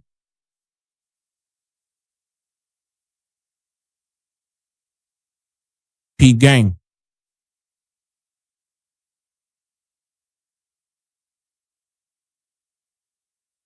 Peep gang. All of this correlate. These reforms were followed by legal and educational transformations and the development of infrastructure, paralleling the changes promoted by the Ottoman rulers in Istanbul. In 1867, the Ottoman Sultan conferred on Ismail Pasha the title of Khedive, giving him a special position in the empire and allowing him to sign independent technical and economic agreements with foreign powers. The 1867 Universal Exhibition in Paris was marked by important visits from Khedive Ismail Pasha of Egypt. What were the goals in visiting this exposition? Ismail Pasha pursued a Western model of progress and wanted to be recognized for his institutional reforms. Not model as if, Instagram model, blah, blah, blah, blah, blah, blah, blah. It used to be magazine article. I guess the magazines that went to Instagram now. Ain't nobody reading. They just suck. Now, anyway, so Western figure of progress and wanted to be recognized for his institutional reforms. Like you're going to see that they watch what Similarly, they did. Watch what they did. Ismail Pasha's goal was to demonstrate his alliance with Europe by announcing the modernizing transformations in his own country. All right, so see that he was showing basically an allegiance to Europe. Don't forget that he has the Muslim name, the Muslim faith, Muslim background, stuff like that. These Semites was looking out for each other, joining forces. Ismail Pasha was intent on reshaping their cities according to European models, a goal reflected most dramatically in the physical transformation of Cairo. So Cairo was one of the areas that they wanted to transform because they wanted to modernize it where it included all of their people that they call a Semite. The city building in Cairo was comprehensive. A new quarter of Cairo, named Ismailiyah after the Ismail Pasha, extended the city to the west with a design that superposed a pattern of radical streets on a grid. Long avenues ended in squares or round points. Monuments and buildings defined the ends of vistas.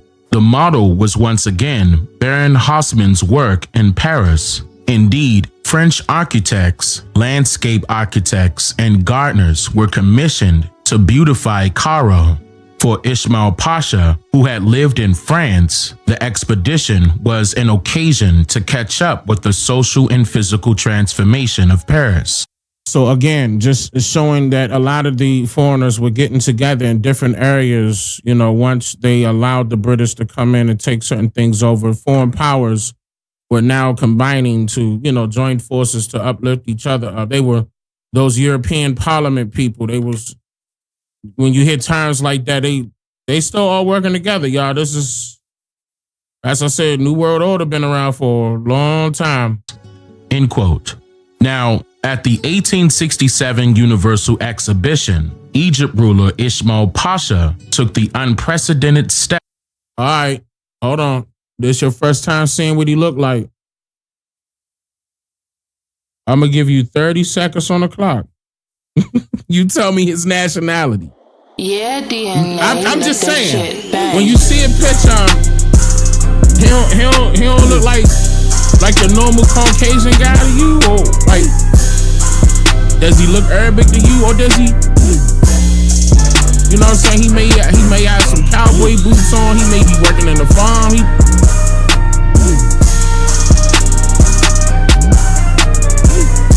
just got on a bucket hat. Yeah, these are the people that they call on the Semites, y'all.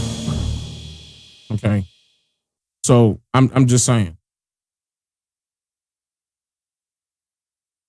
And keep in mind of the time period that we referring to, with him being the ruler of Egypt.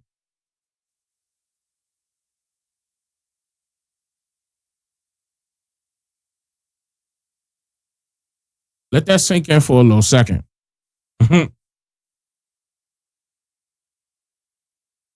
Let me pull y'all into the safe room real quick.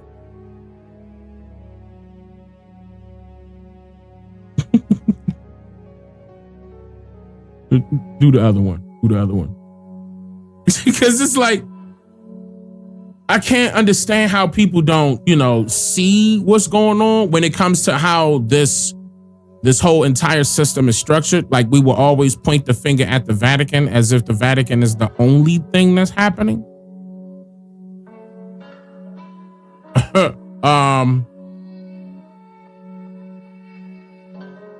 It's not. It's not the only thing that's happening. Like, you got to understand that more of them are involved. Now, I'm not talking about the ones that are out there that's, on them longhorns screaming and yelling at you some verses from the Bible. I'm not talking about that. Them brothers trying to understand. Some of them put the pieces together.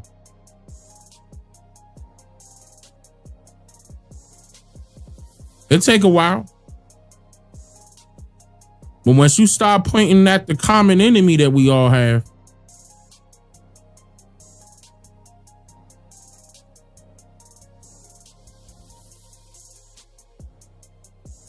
breaking up. Wow. It's skipping.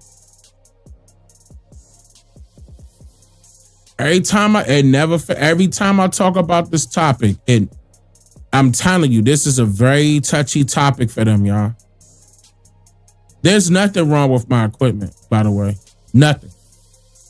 There's nothing wrong with my equipment. I just want to point that out. But every time that's what I'm saying. I got to take my time with this topic here. I got to take my time with this topic. There's so many things that I pointed out that all fall back on this correlating matter. When we good now? When y'all really look at that information that I've been putting out and how it all correlate and fall back on who we need to hold accountable and then do what we got to do. It's not hard. It's just that these things are not out in books and, them schools that are teaching our children. It's just not out there. That's not the narrative that they want to put out there to teach the children. The information that I put out there is enlightening. Not only are they getting to know the truth about a particular matter that actually happened, or the truth of the matter about things that they would say that actually happened that didn't happen. Here's the truth of the matter. So many problems can be solved that way. Number one, manipulation cannot happen. Once you recognize it, there's no getting away from it. Like you're going to be questioning things you see, commercials on the television, a conversation that happens some ways away from you. So everything is going to be different at that point. It's not that you scrutinizing every little thing that you see. Is you looking at everything from a different type of focus lens at that point. Now you can recognize the truth and what's false without even having to do. I'm talking about seriously, when you really knee deep into this thing, you're going to automatically see it. Boom. You be like, no, that's not right, because this is exactly what happened. You'll recognize that in films, you'll recognize that in music, you'll recognize that in videos, all of that. Books, anything. You're gonna know. But see, that's why my obligation is to teach the truth. And not coming from a biased perspective.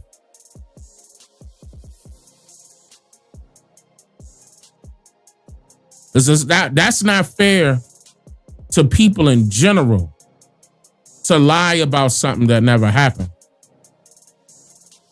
Here. Okay. To interview European sculptors at the 1867 Universal Exhibition, Egypt ruler Ismail Pasha took the unprecedented step to interview European sculptors for the purpose of placing monumental sculptures on the new streets of central Cairo.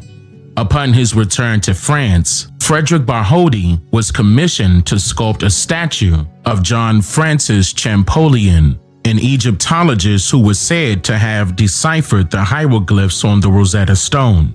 This statue was displayed in the Egyptian Pavilion at the 1867 Exposition Universal in Paris, where the Viceroy of Egypt, Ismail Pasha, was impressed with the statue and praised Bartholdi for his works. He entrusted Bartholdi with the creation of a monument to be placed on the northern side of the Suez Canal in Port Said, so the inauguration was scheduled for the end of 1869. Now, what's important to note here is how this particular part of the story was said to remain confidential, and that Americans must create their own version of the monument's backstory.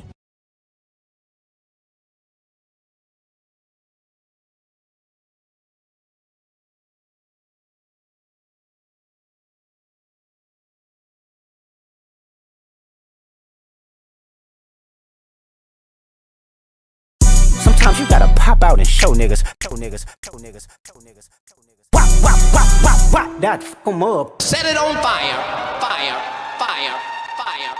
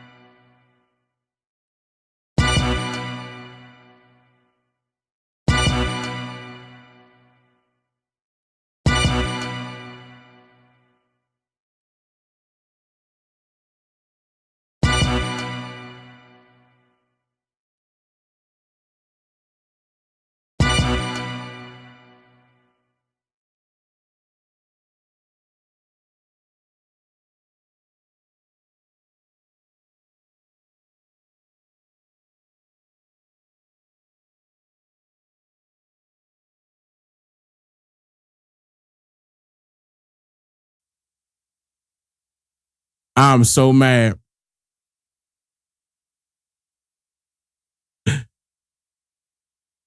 Americans must create their own version of the monument's backstory.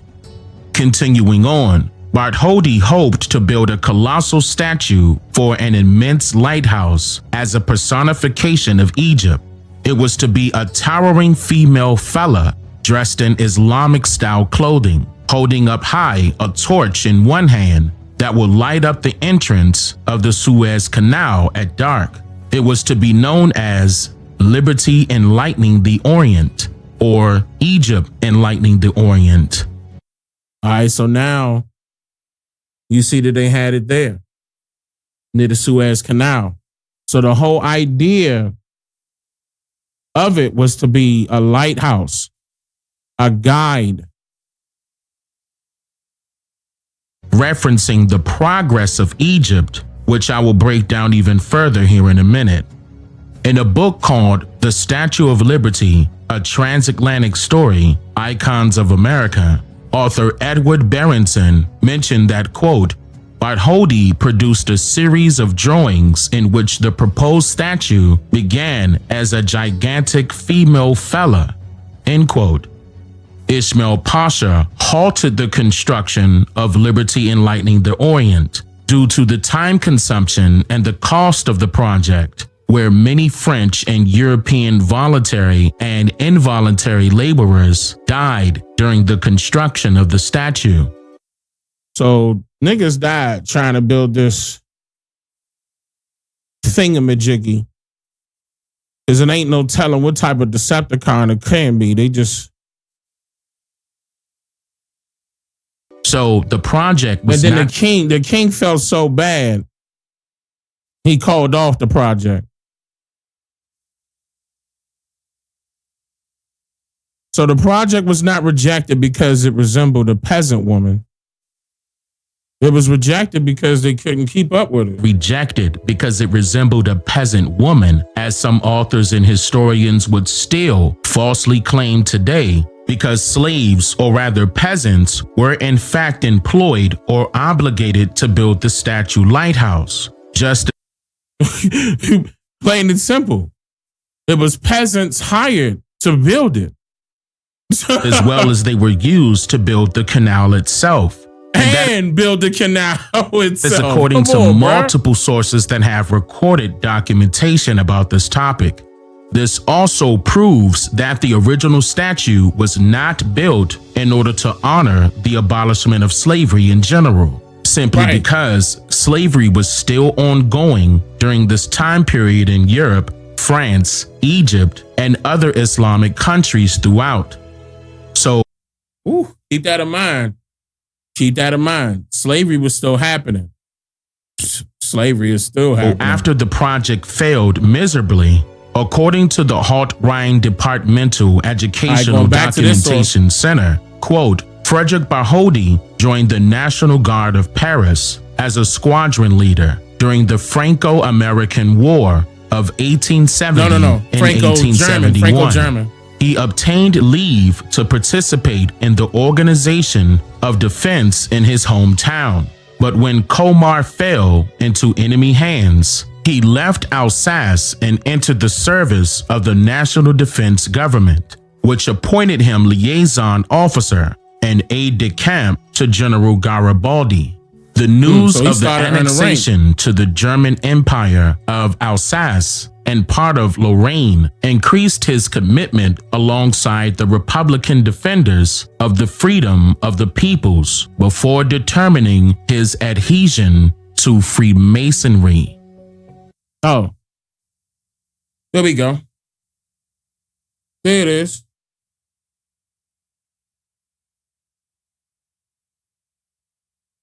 Don't forget that, he grew up a Protestant.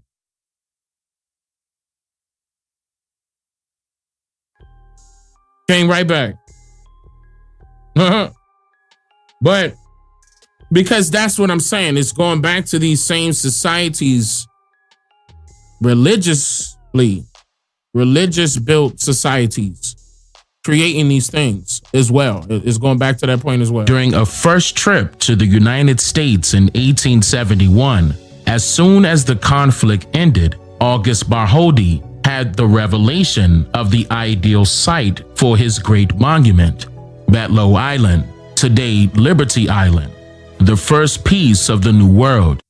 Don't forget, I always say that these foreigners called this area the New World, and I'm quoting that from my source. They always called this area the New World. It's new to them, not to us. But this is the fresh start for them. They're coming over here with privileges, okay? Especially with them being a Semite. That's what I'm, okay? Let's be real here. That's what's going on. That's why they own everything. That's why you always see them having stuff.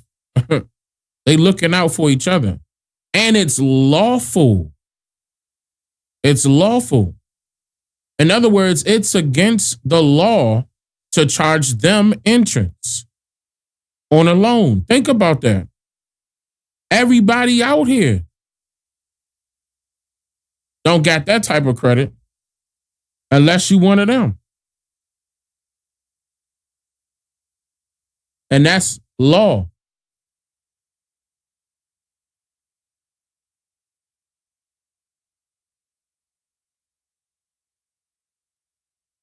Just in case. Peter Iska. That's law. At the entrance to the harbor of New York, obligatory passage for the crowds of immigrants from Europe created. All right, so notice how they talk. They recognized Masonry. Who was coming? During a first trip to the United States in 1871, as soon as the conflict ended, August Bartholdi had the revelation of the ideal site for his great monument, Batlow Island, today Liberty Island, the first piece of the New World, at the entrance to the harbor.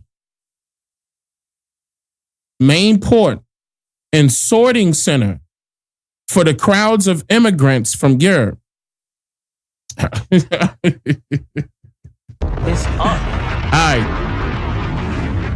I know it's going to be some people out there that's not going to understand that, y'all. Like, it is going to be some people out there that don't get that. Okay? The immigrants were coming from Europe, and, they were considered the peasants. That's why they are called Europeans. That landmass was Eurasia. Not Europe. Of New York, obligatory passage for the crowds of immigrants from Europe, created shortly after, the Franco-American Union brought together personalities from both countries to launch the subscription in favor of the Statue of Liberty. All right, so now it created a society. People of France and people, American France, that allegedly has dual citizenship. allegedly has dual citizenship are part of the Franco-American Union. Right now, when you try to look this up, they're only going to showcase bits and pieces online. So you're going to have to dig for this. But they were really hiding the Franco-American Union. And their involvement with the Statue of Liberty and other secret societies that were a part of establishing the Star Spangled Banner, the USA flag. I could bring all of this up. In fact, I will. I can. We can pull those, and I could go over my videos that I did. By the way, these videos that I'm playing are mine, just in case there's some people out there that don't know that. So if you do need to go back and watch this without interruption, it's on my YouTube channel. Here we go. End quote. So, in other words, during his first trip to America in 1871, just after fighting in a war for his hometown's sake. But I mean, he got to be no more than like 5 foot, like 5 foot, right? He got to be no more than 5 feet. He was inspired to place a monument at the entrance to the harbor of New York on Bedloe Island, now known as Liberty Island, which was said to be the first piece of the New World. Now, keep in mind that it would only be considered a new world to foreigners or immigrants from other countries of other continents as a means to have a new beginning, a fresh start, a brand new life without the worry of being overworked, or rather, intense enslavement. This also gives us reason to know that the placement of a statue or monument built by a Freemason Frenchman is a utilitarian means of directing crowds of incoming immigrants from Europe toward the safest route possible when entering their new world by following the light that's projecting from the statue lighthouse. Also, it was noted that so now you know what the lighthouse was for. Hody later created a congregation that included French and American idealists, ranging from sculptors and painters to politicians and governors of foreign descent. The congregation was officially called the Franco-American Union and was established in 1875, 4 years after his initial visit to America. In its entirety, this congregation was a group of Freemasons that elected popular French writer Edward René de la Boule as its president in 1875 due to his background in writing elegant poetry and informative articles for newspapers in France, adding his anti-slavery approach within his writing and speeches, which garnered the minds of the French and other European people who have suffered from intense poor living conditions as peasants under their government's rulership. So, La Boule was considered a prominent figure amongst the French and other Europeans, and even the newly made Americans of foreign descent. Electing him as the president of the Franco-American Union was a perfect fit for gaining the attention and the hearts and minds of the United States government. So that's another way you could look it up. You could look it up through him as well. Okay. Just in case they try to hide some stuff. But it seemed like every time I talk about this particular topic, YouTube has an issue with it, whether if I'm live or my videos. In hopes of accepting Frederick Bartholdi's original idea planned for Egypt, but reconstructing it in order to match the agenda of the newly established American Constitution of 1871. See there? Before the Statue of Liberty was brought in multiple puzzle-like Constitution, original idea planned for Egypt, but reconstructing it in order to match the agenda of the newly established American Constitution of 1871. So it was matching the agenda of the new U.S. Constitution of 1871. It was perfect timing. So is it really a gift from France?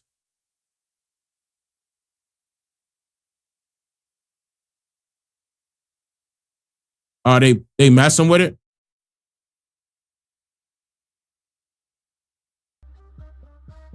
Wait a minute, y'all.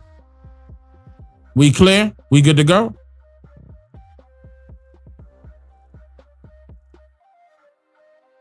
We good, right?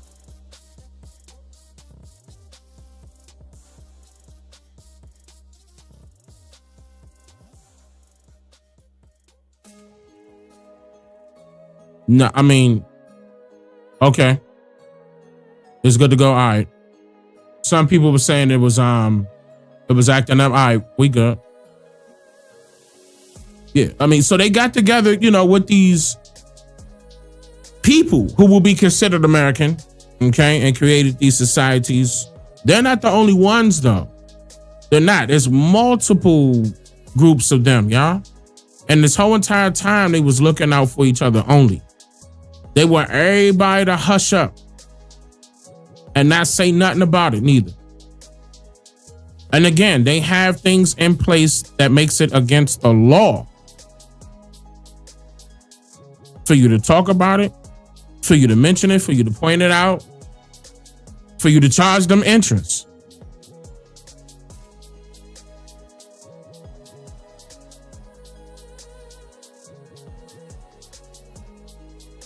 Okay. See there?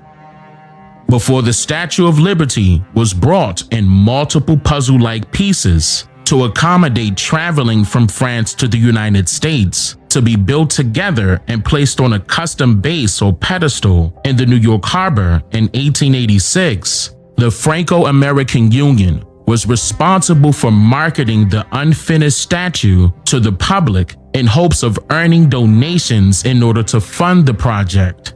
Once they realized that the indigenous Americans' interest in the project was 0 to none, they transitioned into selling admission tickets to the public of France, hoping that the inside of the largest portions of the unfinished statue would become a profitable public attraction and would help fund the project into its completion.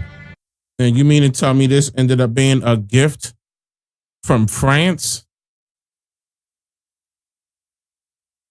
about the abolishment of slavery?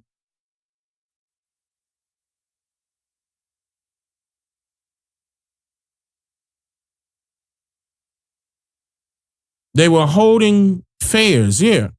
Like world fairs or county fairs, yeah. Selling admission tickets. Come on, y'all, come see the inside of the statue. They was taking donate. This was a scam.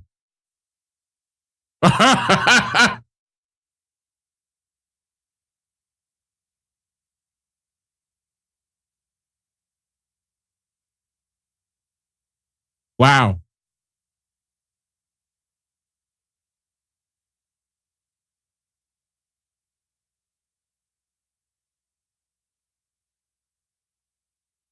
It's a hand. They gave us a hand. Keep in mind, this was happening in France, though.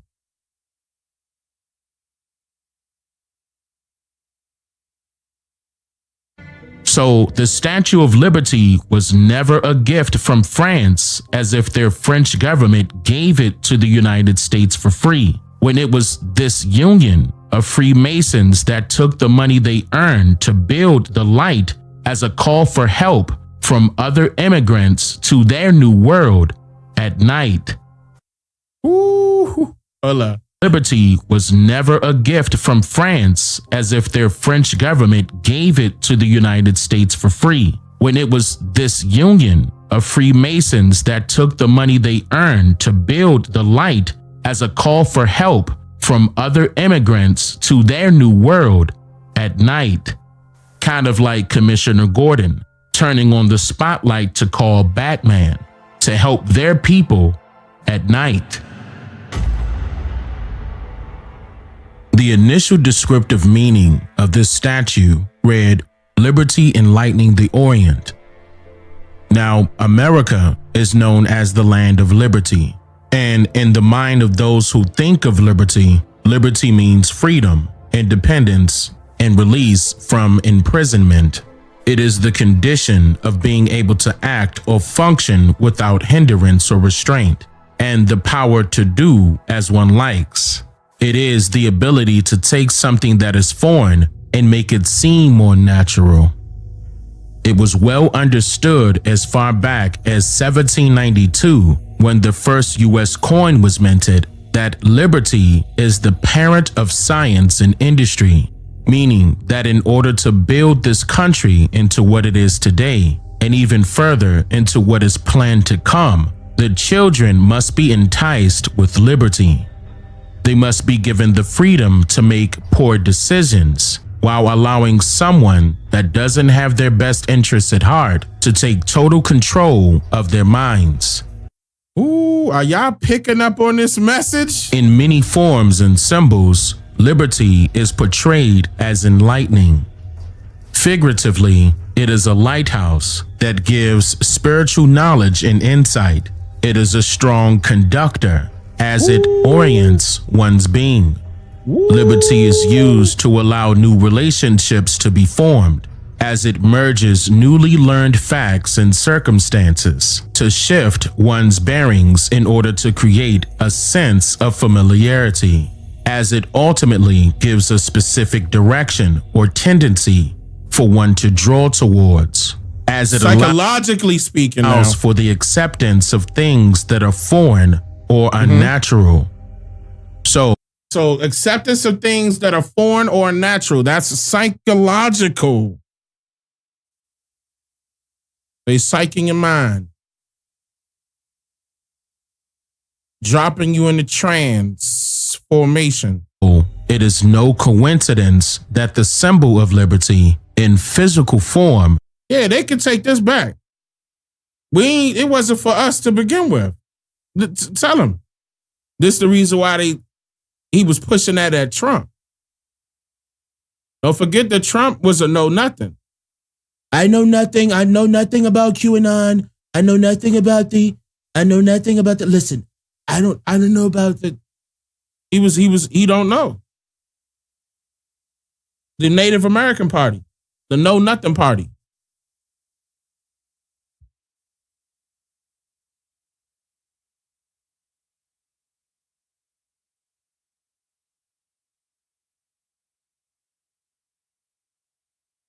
Why he ain't put his hand on the Bible? Think about it. He did the first time, he didn't the second time. That's showing his allegiance to something else.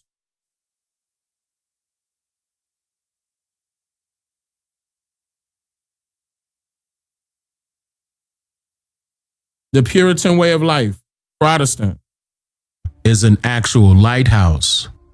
It was said that another descriptive meaning was used when describing the statue that read, Egypt enlightening the Orient. That's what they call it. I'm not calling it that. They call it the Puritan way of life. As I mentioned earlier, they run the government the same way, by the way. The original plan before being rejected by the French government was to type that in. Type in Puritan way of life. Type that in quotes. Why? Place the statue directly in front of the Suez Canal in Egypt as a personification of Egypt. This was originally represented by a woman fella dressed in Islamic style clothing, holding up high a torch in one hand. The etymology of the Arabic word fella is defined as describing a male or female Egyptian peasant. Now that's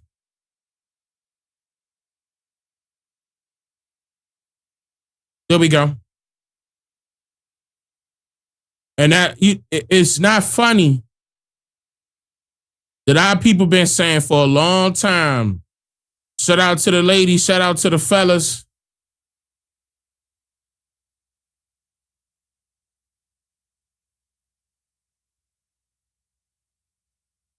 Man.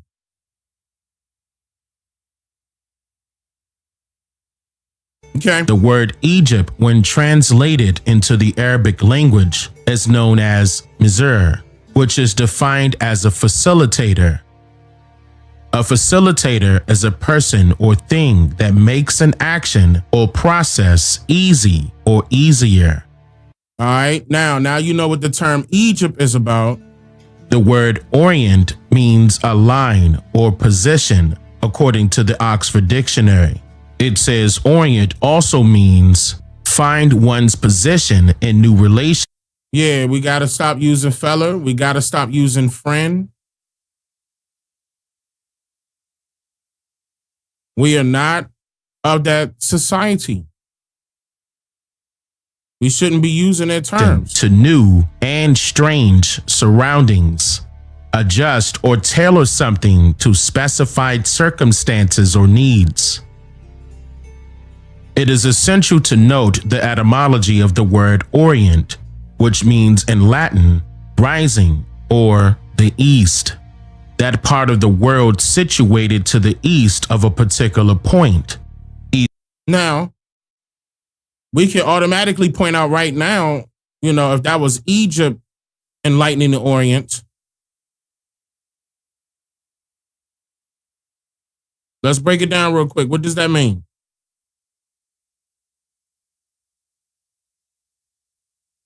Conductor, right? Enlightening the Orient, enlightening the East.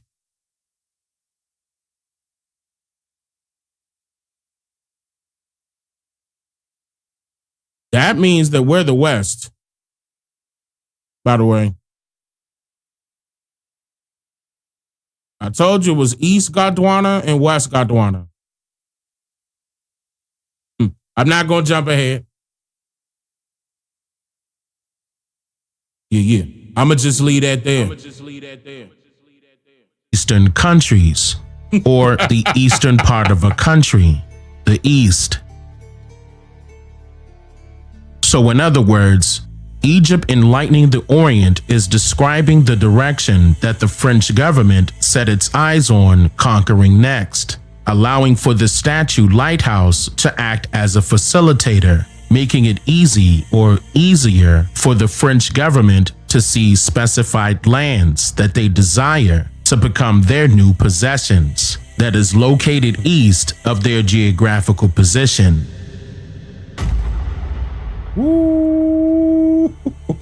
Man, let me tell you something. This man is unstoppable. So was the original depiction of the Statue of Liberty of a colored woman of African descent? The answer is no, and here's why. First, the original watercolor by Frenchman Frederick Bartholdi in the 1860s was of a fellow woman that depicted the women he saw firsthand while visiting Egypt. Second, this statue here, called Lady Liberty, does in fact resemble the Statue of Liberty, but it began making its rounds across the internet due to a viral rumor that was started by a Facebook page located in South Africa that placed both of these statues together in a picture with a message along the lines of allowing the viewer to believe that it may truly be a copycat. However, this particular statue was created by sculptor Theodore Barnev of the ADAGP, which is a French association concerning the private property of visual arts, and it was revealed to the public of the Caribbean island of St. Martin in 2007. Stop.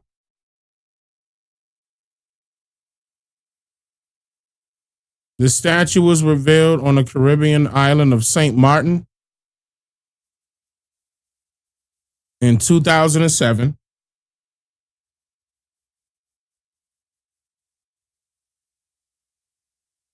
So I know certain people was like, nah, the Statue of Liberty is of color, Dane. Nah, they talking about our women, Dane. Nah, we don't want that shit. Let them have that. As yet another French method of presenting their fine arts of depictions of the people that have assisted in their imperialism over the years. They want to do all that. Let them do it over there, yeah. We don't need that. We don't. Third, another rumor was making its rounds across the internet, indicating that the Statue of Liberty was of a colored woman because the entire statue started in a shiny copper-colored tone, then later changed to green in order to become symbolic and synonymous with the color of the American dollar bill. However, it was made in a shiny copper-colored tone, but for preservation purposes only. For example, a copper penny will naturally oxidize and change colors over time, especially due to withstanding various climate changes or weather conditions. The color of the penny will go from copper brown to a burnt black, and then green will be its last transformation color. This explains why the Statue of Liberty is a patina green right now. The statue was not made with the intent to represent freedom for all or even liberty for all, merely because the people involved in the creation of the statue and its meaning did not have everyone's best interests in mind. That's number one. Due to their overarching objective of assisting and assimilating with particular foreigners who were migrating from Europe, France, and other surrounding countries that were in fact running away from their native lands because of strict enslavement policies forced upon them by their so-called royal dictators. Oh, let's do that again.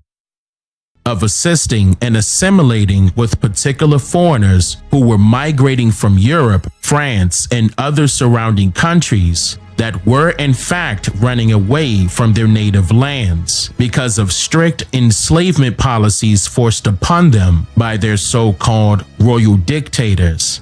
They encouraged their fellow foreigners to escape and immigrate to the New World and not to worry about being lost at sea, because just as Motel 6 informed its visitors about its vacancies, the immigrants that have now become Native Americans told them the monumental phrase, "We'll leave the light on for you." All right. It's up. But there's another one I want to get into that correlates with this. Let me see if I can find that real quick, because it's one of the ones I always wanted to cover. All right, while I got this pulling up, we good, right? Y'all can hear me. Everything clear?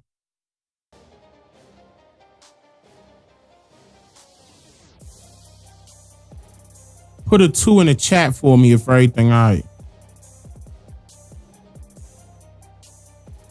Put a 13 in the chat if everything is great.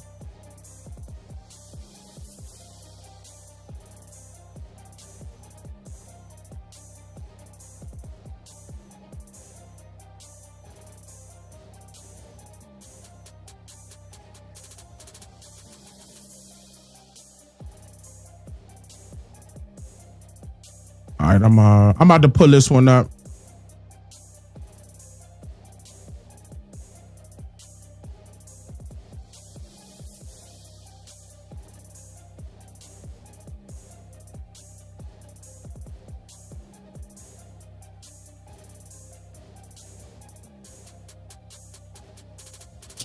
Hold on.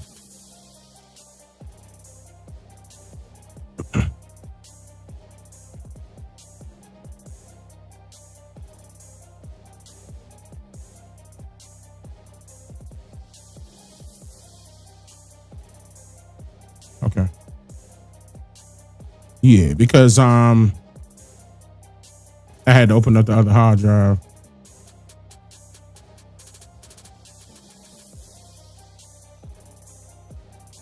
Okay, yeah. It should be in here.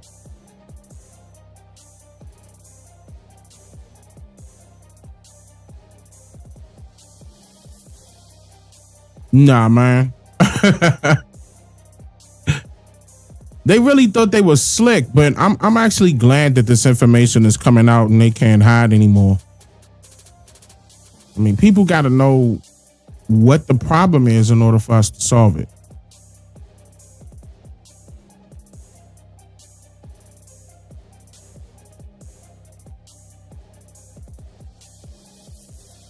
That's not fair. That they don't got to pay no money. No extra money on top of the loan you got.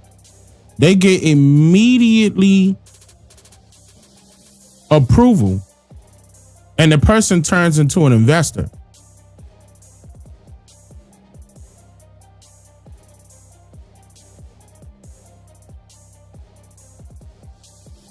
Again, that's just in case. Heater Iska. I'm gonna be honest with y'all. I have so many videos. The one that I want to play, I'm being honest, I forgot the name of it. And I'm going through here to figure out what I named it. I know what it's about, but it's not. Apparently, I might have named it differently because it's not popping up with the obvious what it's about.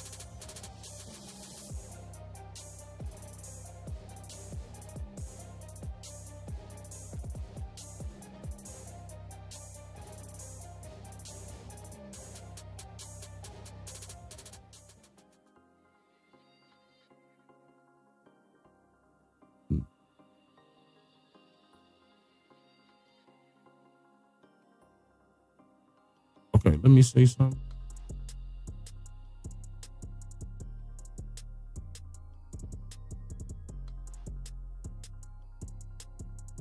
Hold on, I'm checking with about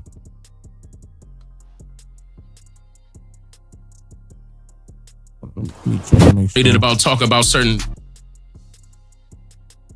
Oh no, not this one. Oh, I needed this one though. It's not that one though. I definitely need. I was looking for that one. Yeah, see, I also, it's crazy. So the way I name my videos is not always.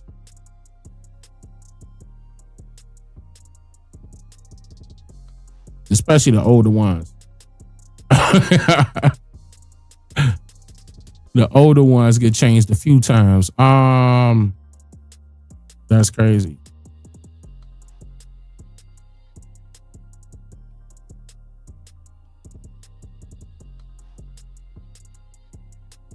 And I want to show y'all that one. Let me see how I can put that in there. Let's see.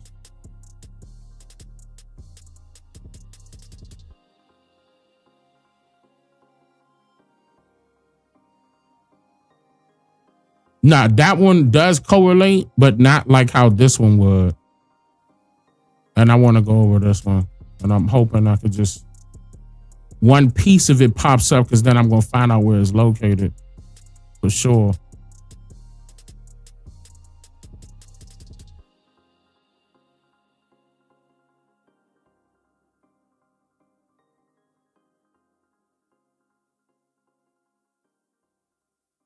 Let's see.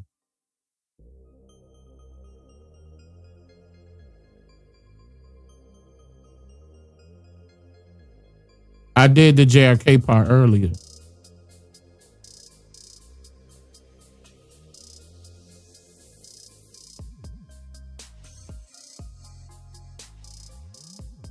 Nah.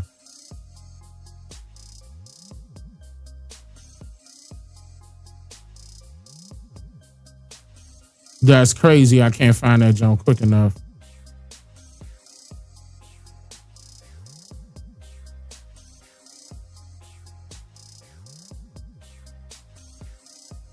Let me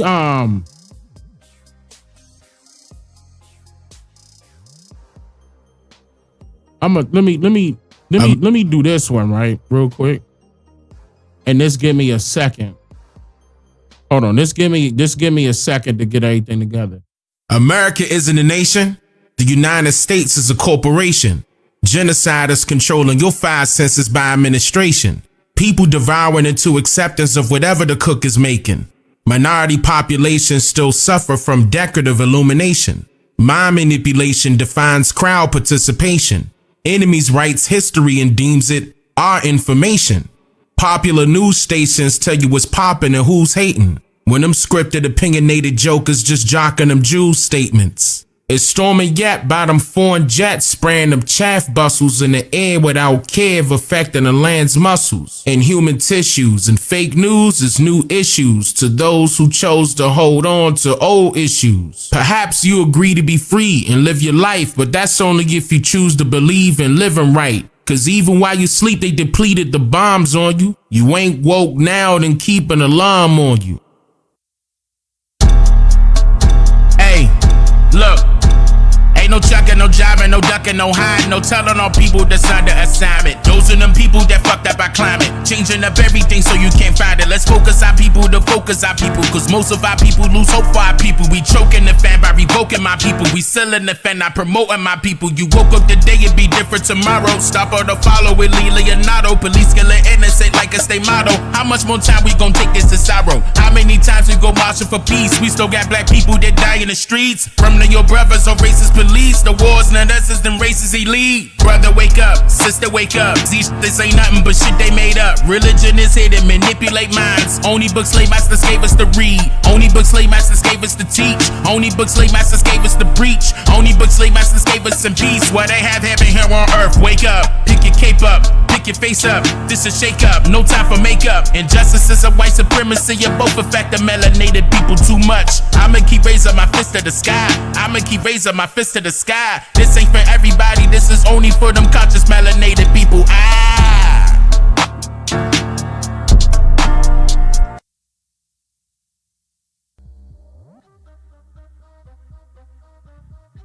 All right, I'm still not able to find that junk.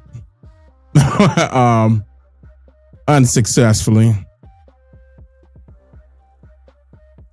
Still haven't aborted that mission. Still in discovery mode.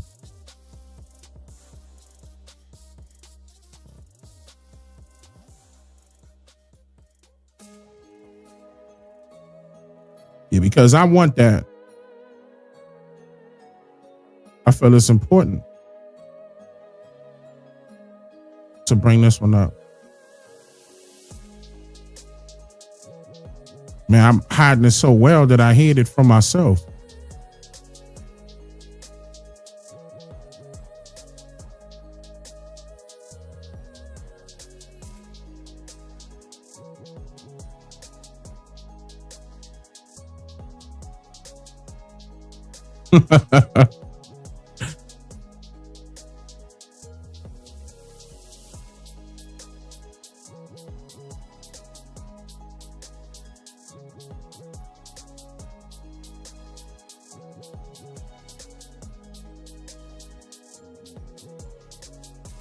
Yeah, because, okay, so basically, I wanted to go over the other portions that you can find of these secret societies and what areas they actually covered, that some of you guys were led to believe, you know, different stories about its history and where it came from, or its origin story rather, and then its history thereafter. But a lot of it was made up. And the government made it up, literally, and said, okay, that's going to be the story. That's what we running with. Boom. Make sure you're teaching it inside of the schools. A lot of it is bullshit. A lot of it. Found out is that how you learn about topics like slavery and the civil rights movement really depends on where you live and the textbooks you're using. And some of the textbooks we looked at, there's information that may surprise you. Is there a problem with how we teach American history in this country? Yes. Renowned scholar Dr. Ibram X. Kendi can't believe what students are learning about America's past. Reviewing these texts closely, now I can see why so many students get to college and they're like, why didn't we learn this in high school? Because it isn't in these texts. We asked Kendi, a CBS News contributor, to take a look at 4 textbooks used in public school classrooms. The first book, The American Pageant, is used to teach advanced placement history. The publisher of the book says more than 5 million students learn from it each year. We looked at the 16th edition of the book, published in 2016. So here on page 346, it says, in the deeper South, many free blacks were mulattoes. The term mulatto is a racist slur against biracial people. The book also includes this map, referring to enslaved Africans in 1775 as immigrants, alongside the Dutch, the Scottish, and the German. To refer to them, again, as immigrants insinuates that they chose to come. The African people who almost totally were forced to come, and certain... Stop. Stop. Stop. They are immigrants, bro. They weren't forced to come, and then they didn't come until the 1900s, way later. Oh man. What makes you think they're going to start importing Africans first before they start importing their own people? What makes you think that's, come on, bro. They're going to get all their folk over here first before some Africans pop up. They did not want to come to the United States. Think about it. Just to see if things have changed, we looked at the latest edition of the book published this year. The map is still there. The assignment asked students to put a price on slaves. What and how students learn about history is different everywhere and sometimes Yes. problematic. The teacher. But the whole time, remember, they were talking about the DEI, let's get rid of the DEI. And they, programs. And then y'all got upset. Some people, I couldn't believe it. People got upset because they wanted to get rid of the Department of Education. I'm like, what? You don't think that's an issue? Meaning, yes, we do need to get rid of the Department of Education. Wipe that clean. Wipe it clean. It's a lot of indoctrination in there. Tons. You don't care what they teaching your children? You tripping. If you don't care what they teaching to your children, then you don't care about your children, in my opinion.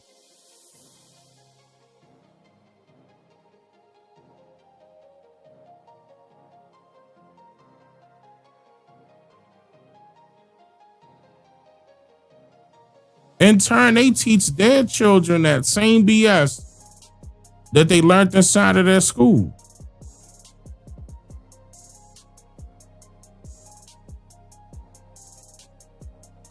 That's not cool. Teaching generations the same bad sociology.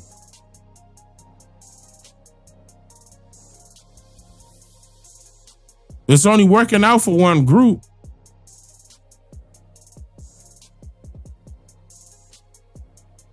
Really quickly, before I move on, let's get to a solution real quick. I've been saying the same solution, but I'm going to keep saying the same solution. We don't have to go by what they say, do by what they mean. And we don't have to have them as a dictator.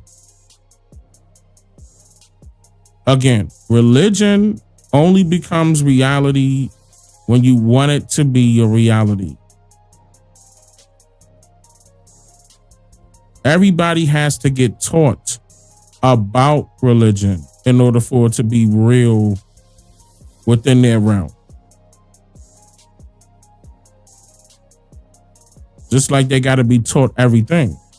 A trade, education, language, writing language, Handwriting. Religion. Your spirituality. Racism.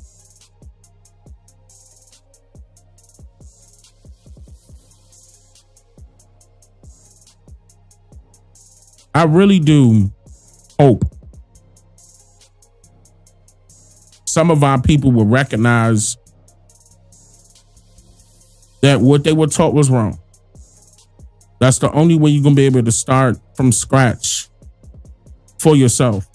As if you say, let me come to grips with the fact that all of what I have been taught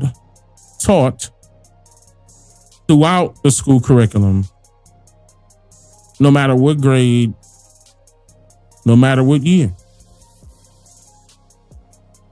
all of it was BS.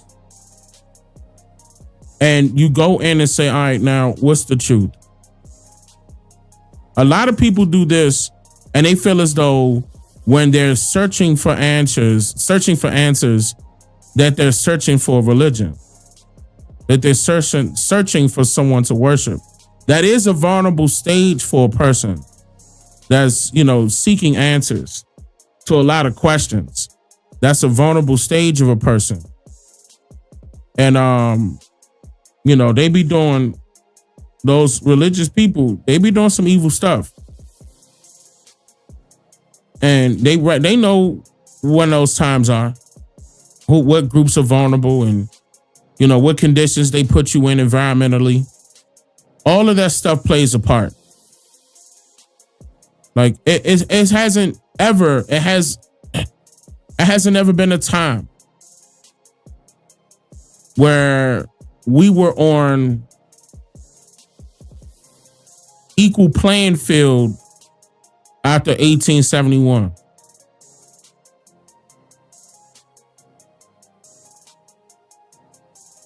After 1871, we were not on equal playing field. It has always been about those folk. Always. Again, that's not right that we got to pay interest on loans. And a lot of so-called brown, so-called black people are discriminated against on purpose because they're not them. They're not of that religious cult.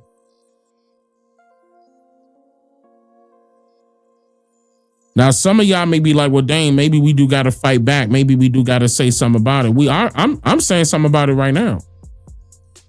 When we gonna go to the fight back part? When we gonna go? Cause see, the fight back part don't gotta be, we gotta go to war. We don't gotta do none of that. We just gotta do what we gotta do to put ourselves in position or back in position. Cause where you think they got it from? If it was nothing but peasants coming over here, they learned it from somebody.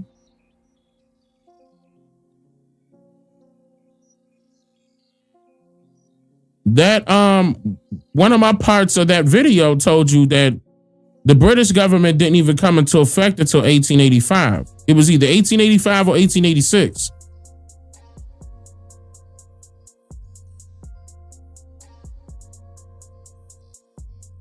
Over the Ottoman Empire.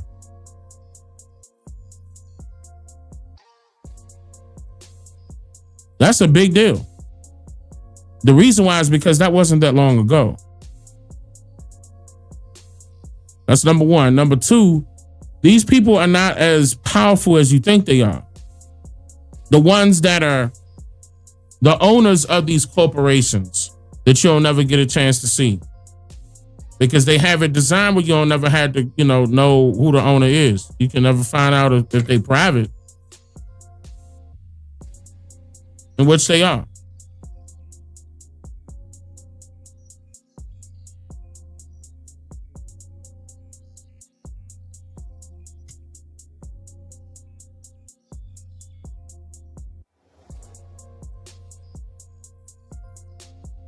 Man, I wanted to play that other one.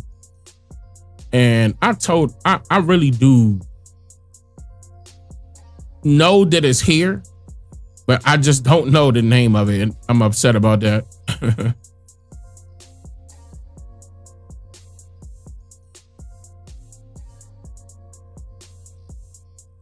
All right.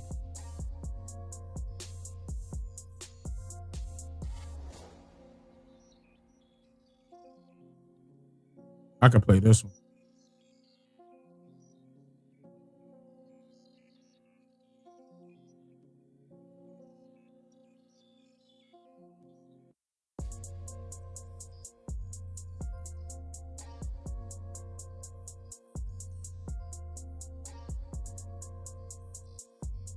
You see?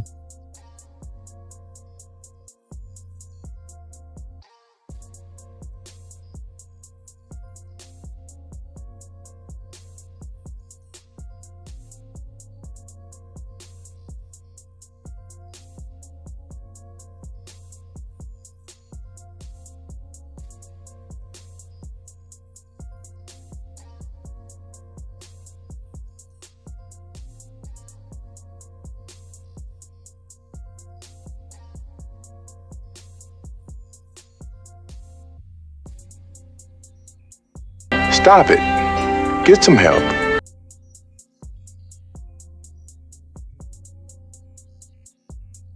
Hold on.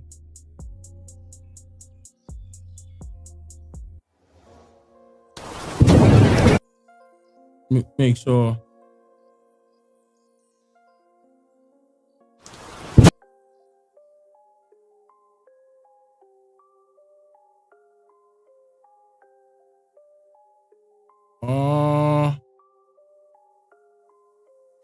Okay.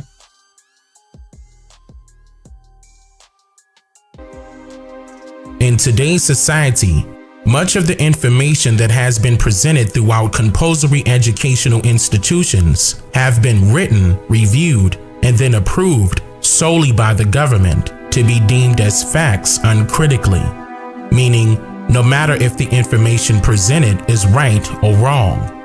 And it gets a lot deeper, because that means that someone not only controls what you know about history in general, but it also means that information about, let's say, the history of the United States, for example, will differ when it comes to what is known about the US and other countries throughout different parts of the world. In fact, during the year of 1948, at a time where the idea of the out of Africa theory was currently in development for deployment in compulsory education, the United States Information and Educational Exchange Act was passed and made law by Congress on January 27, 1948. Under Title an Educational Exchange Act was passed and made law by Congress on January 27, 1948.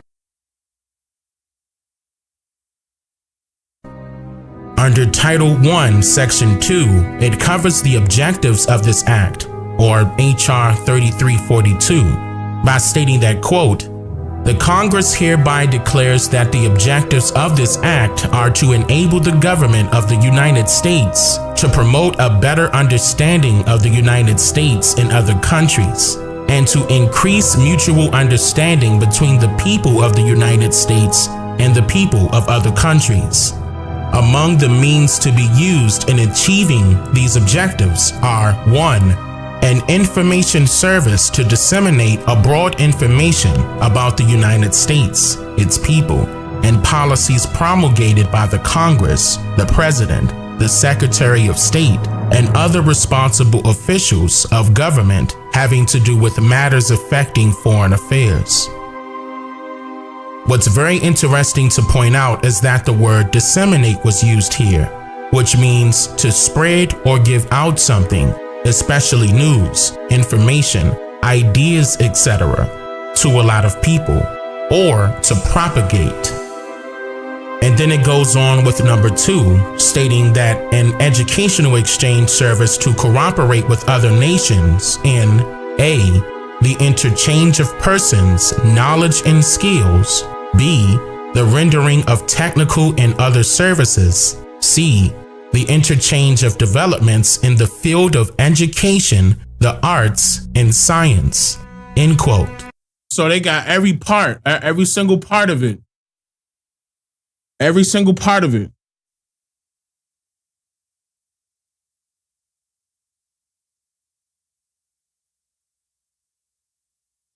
That's pretty deep.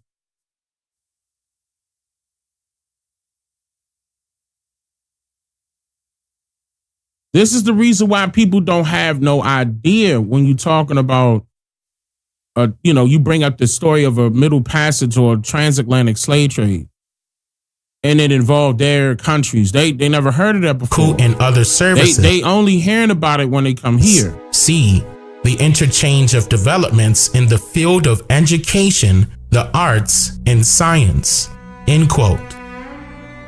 And then under Title II, Section 201, it details what this act means by the interchange of persons, knowledge, and skills by stating, quote, the Secretary is authorized to provide for interchanges on a reciprocal basis between the United States and other countries of students, trainees, teachers, guest instructors, professors, and leaders in the field of specialized knowledge or skill, and shall wherever possible provide these interchanges by using the services of existing reputable agencies which are successfully engaged in such activity.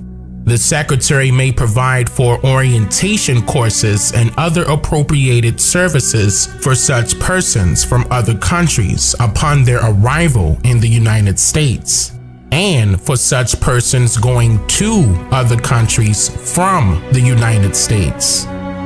When any country fails or refuses to cooperate in such program on a basis of reciprocity, the Secretary shall terminate or limit such program with respect to such country. Damn. That sounds like something very similar to what they're doing right now. As far as, he threatening to not fund this and not fund that, strip the funding of certain programs. To the extent he deems to be advisable in the interests of the United States, end quote. The term reciprocity is the practice of exchanging things with others for mutual benefit, especially privileges granted by one country or organization to another. So in other words, this act details exactly who controls all generalized information domestically and internationally, and it also verifies that the information. I'm gonna go back.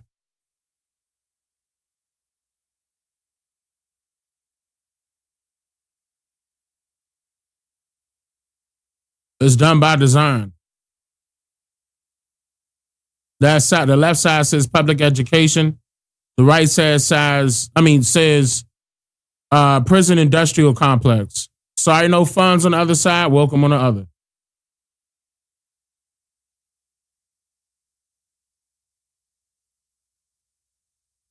Given to us throughout actually privileges granted by one country or organization to another.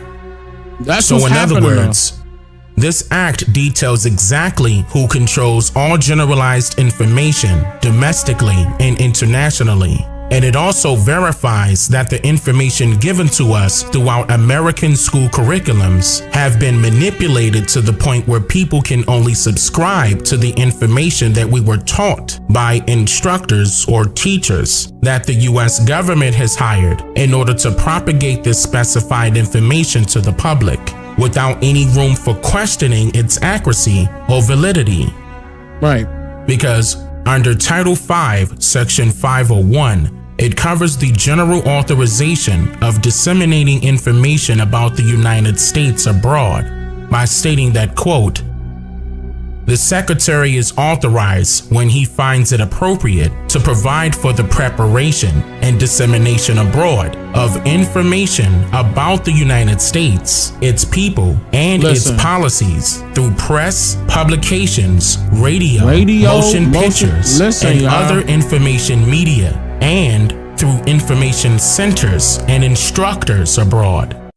All your libraries, All of those libraries inside of those schools, outside of the schools, the county libraries, they controlling all information. Now, what's very important to note here is that this very act has been updated exactly 64 years later on May 10th, 2012. It is now known as the Smith-Mundt Modernization Act of 2012, or H.R. 5736. And this very section, 501, now reads, "The Secretary and the Broadcasting Board of Governors are authorized to use funds appropriated or otherwise made available for public diplomacy information programs to provide for the preparation, dissemination, and use of information." So now you know where the money was going. Wait a minute. Intended for foreign audiences abroad about the United States. About the United States. Its people and its policies through press, publications, radio, motion pictures, the internet, and other information media, including social media and... This is real. I'm quoting it. This is real. Information centers, instructors, and other direct or indirect means of communication. So, this is an act of scattering and propagating misleading information like a seed for growth and permanence. They have now covered all bases of what information is systematically propagated to the public about America, domestically and internationally. And that's why you saw an uptick in censorship starting from that year, from 2012 on up.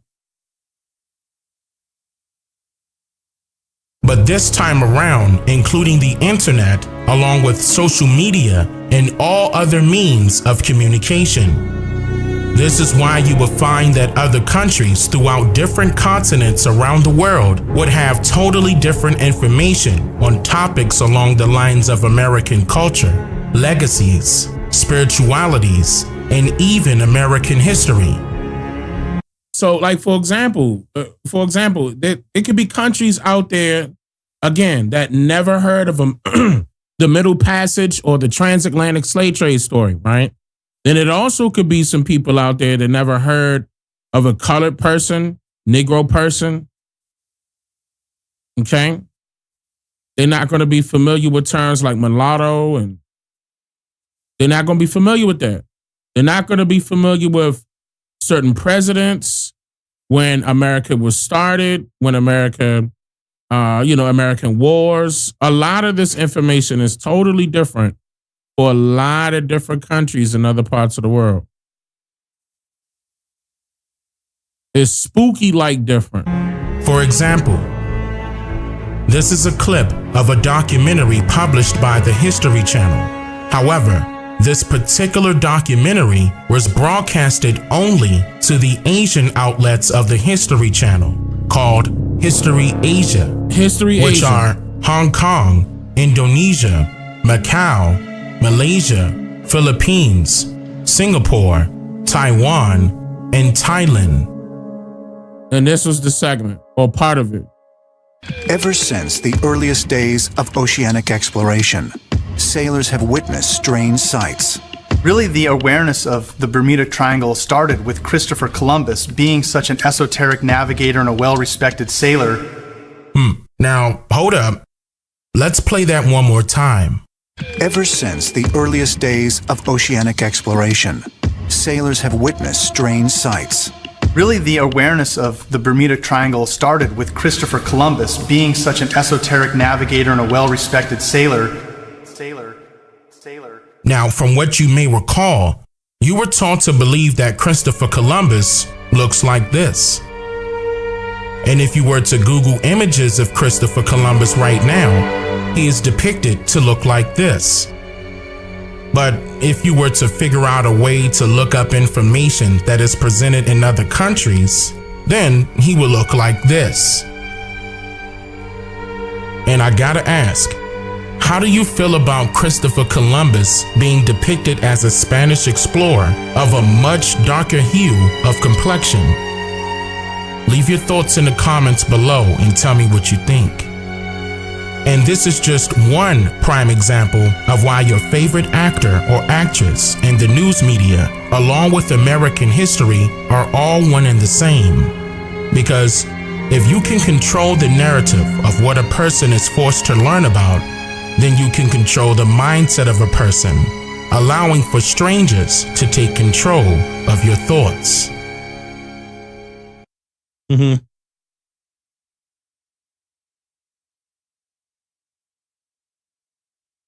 I'm not gonna lie. When I saw that segment and I saw that that's what they, that's the History Channel for Asia, I wasn't surprised, but I was upset because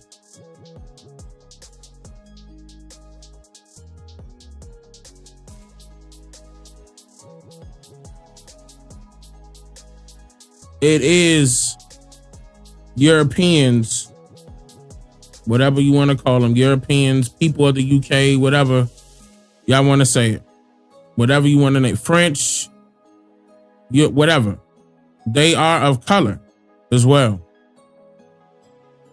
Like, it's not just white folk.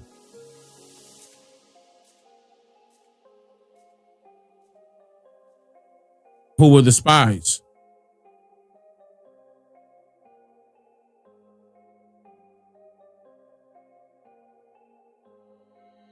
The Iberians were of color.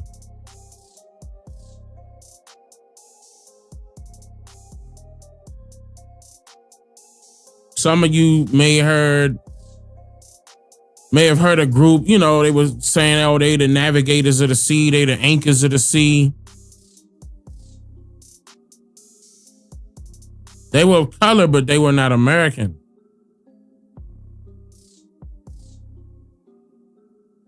They were totally different people. Again, just because we share the same skin complexion does not mean we are the same.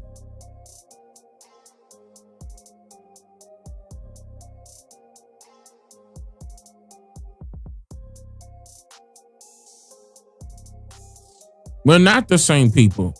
See, the quicker that we accept the fact that we're not like other people and other people are not like us, then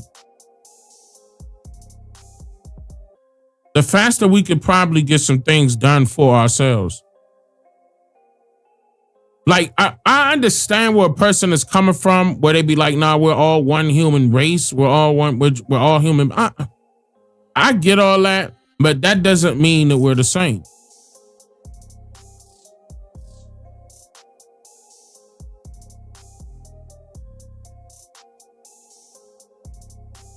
It will be, well, people, that term is already plural, but in that case, you're going to have to put an S at the end. You're going to have to double that up. Multiply, actually. Peoples.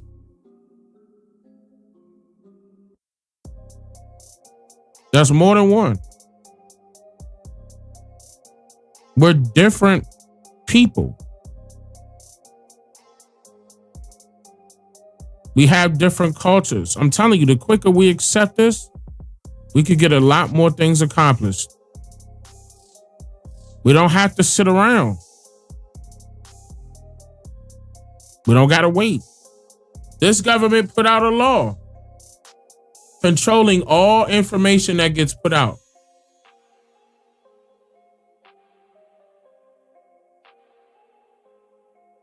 They updated it again.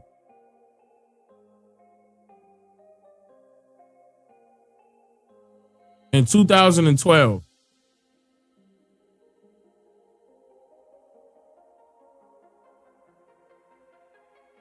Wait.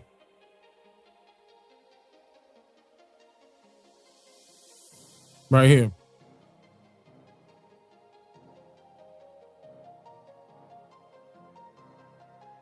We gotta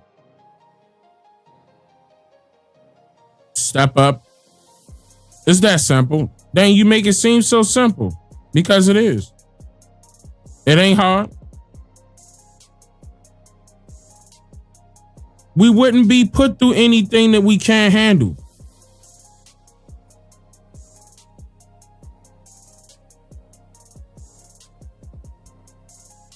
It's up.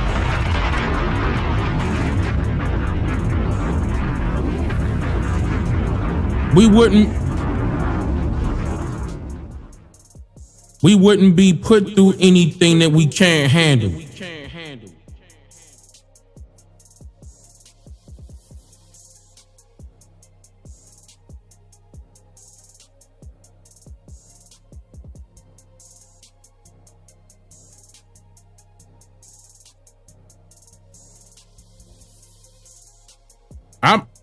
I'm like that. I'm that type. I don't want it to go, oh, I'm scared type route. Scared of what? The more you know about what happened, the more you gonna understand that their power ain't what you think it is, bro. It's just not.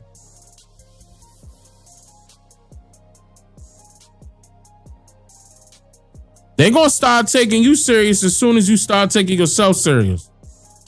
That's what's gonna have to happen as a people. We gotta start taking ourselves serious.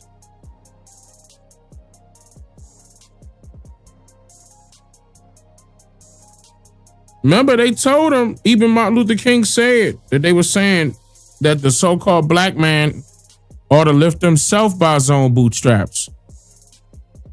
Keep in mind, we never did that yet. Again, rather, should I say, we did it in the past. But ever since he was told that, we haven't done it since then. And I don't mean having so-called black businesses only. I'm not talking about that. I'm talking about nations.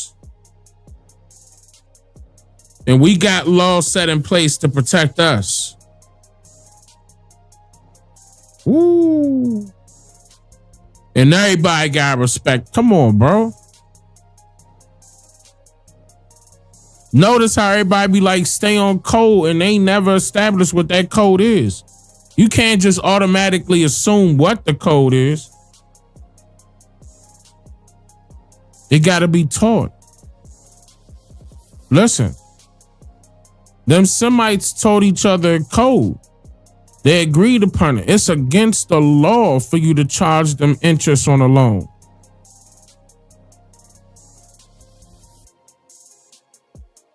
It's against the law. Just one more time. That's not a game. Everybody else is paying not only taxes, but interest.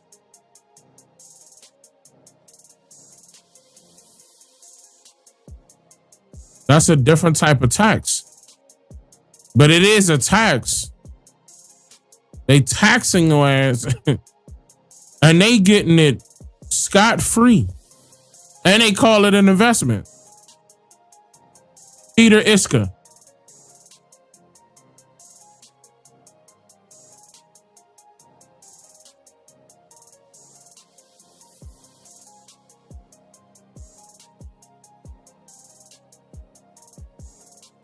Right, I agree. It sure wasn't. I'm going to tell you right now. The illusion is that they took something from you. Listen, the illusion is that they took something from you. The illusion is that they casted a spell on you. The illusion is that they got a grip over you. The illusion is that they brought you from somewhere. The illusion is that you're not speaking your own language. The illusion is not you is you not carrying your own last names. The illusion is that they have everything to do with your existence. They're going to pretend like they got everything to do with your existence when they do not. Because if it wasn't for you, it would be no them.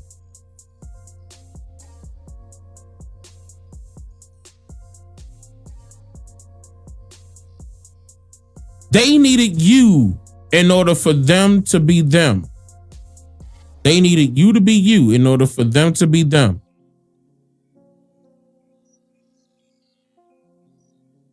Like they controlling their own countries differently. This is the reason why when you go visit certain areas, it's different.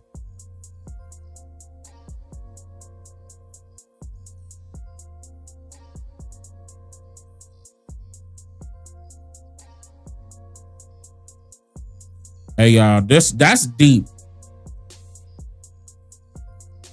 That's real deep. That's more than a handout. Bro, they don't got no interest on a house loan. No interest on a car loan. No interest on a personal loan. No interest on a business. No interest on a loan.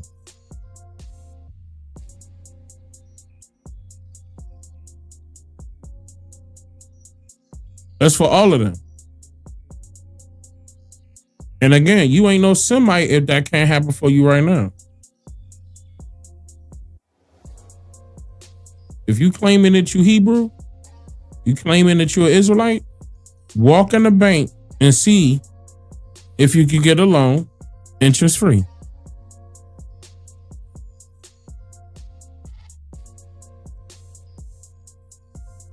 I dare you. Because this is real. They done made this law.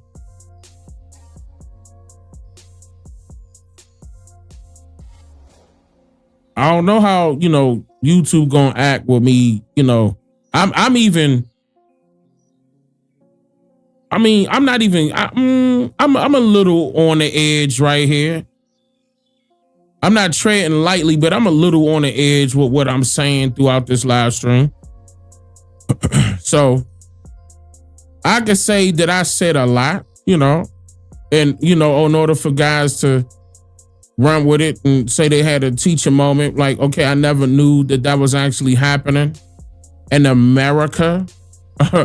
Not just in their countries, in America. I'm talking about any bank. This is not a game. When they say that they that, when they that word, that's their fellow Semite.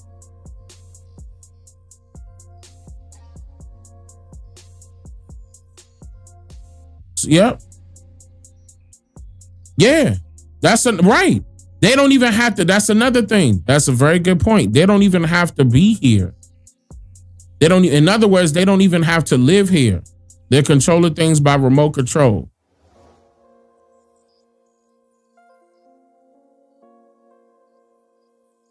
From businesses to churches, you name it. Institutions, all the way down to the institutions that they created to make it look like as if they're government running the so-called tribal nations. Okay? Where the government still got their foot on their neck.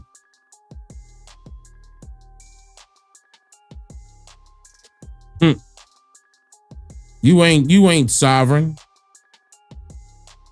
The government still got its foot on your neck. See, it's about making them smaller and making us larger. It's just that simple. Again, it's not hard. I'm gonna get a shirt that say it's just that simple. It's not hard. Something that just state that as an affirmation out loud 30 times, back to back, nonstop. It's inevitable anyway. But I'm saying if you out there like I want to do something like that now, keep enticing yourself. It can get done. Again, I'm just letting you know that we're not at the end of the road just because we recognizing the wrong that has been done to people and our people especially. We're not at the end of the road. We just took a detour and landed us back on the right direction that we needed to go versus going in some other direction that led us to a brick wall. This time we're guiding this path. We're determining which route we're taking. So it has to be that type of mindset. That mindset got to match your heart. You got to be able to feel that. Both of them got to meet. So even if you think it, you got to speak it. And make sure that they both believe each other.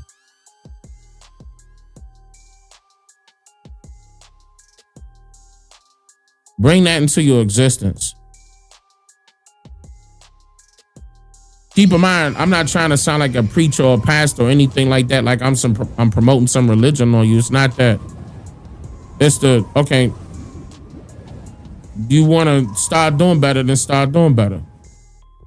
With believing in yourself. Because it's going to start with you.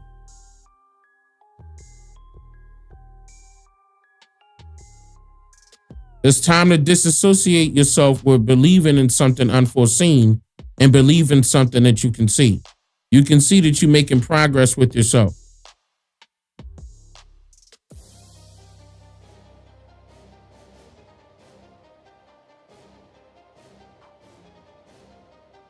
But Dane, that's not fair. They come in here and they get, I know it's not fair. It's not right. I'm not saying that what they doing is right.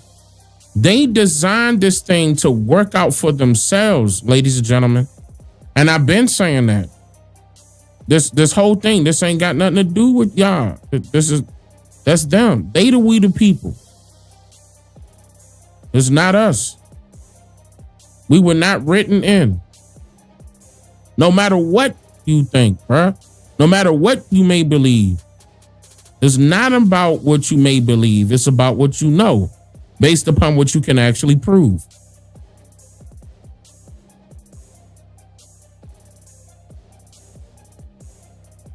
It's not like we let them take over. We just agreed to settle. I'm for real, y'all. That's the slave mentality that I'm talking about. We doing it to ourselves. Right now, where's the enforcement of us continuing on? Like we got to do this or else. Where? Who threatening us? Who's saying that we can't do it for ourselves?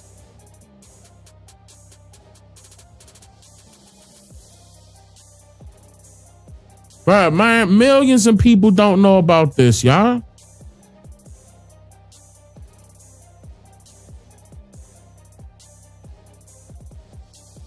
Nah, keep voting on who? Why don't we vote ourselves? Not into their government, into something that we created. That's what I'm about. I'd much rather us be top bottom in control of everything that we have. We don't have to have something, dealing with them. We could do business with them as a business, as this government, as its own government, just like how they got theirs. As far as, they a business government also. It's not hard. It's really not. But what y'all scared of people that's controlling their own bank. Listen, y'all scared of people that's controlling their own bank. That's it.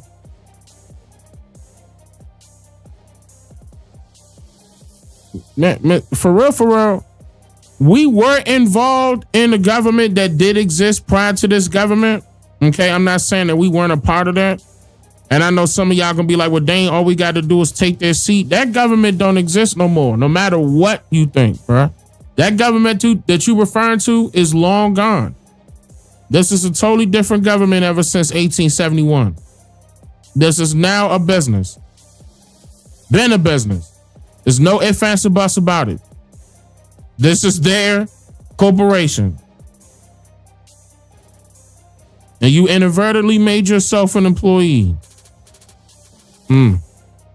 And you wonder why slavery still exists.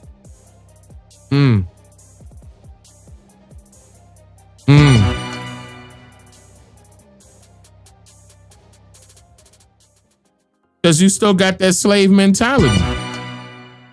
You still agreeing with their foreign governments that don't even be here for real. They just got handlers over here. Making pretend like they actually in charge when they just the face, and the whole time they in different countries laughing at you while they looking at you on a television screen.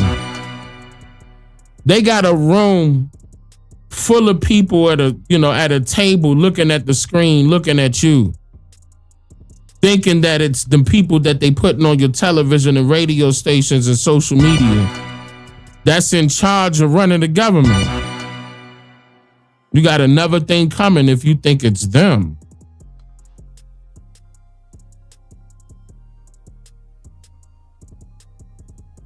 Those corporations aren't private. Every country has an owner. The reason why is because every country is a state. Every state is a business. There's real estate, right? Why are they considering it real estate? What's fake estate?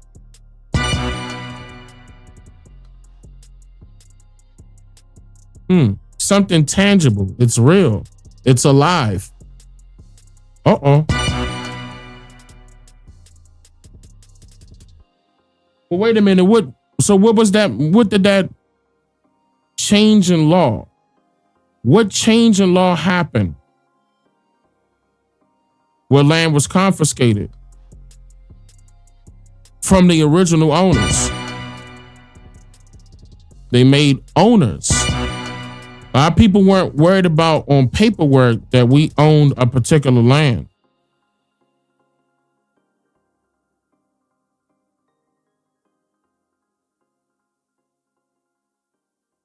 Not by paperwork. They created the paperwork, title, deeds.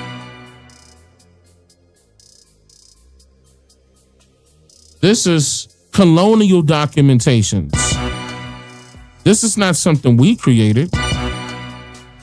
It's something they created just so they could commit fraud. Good candy. Just so they could commit fraud.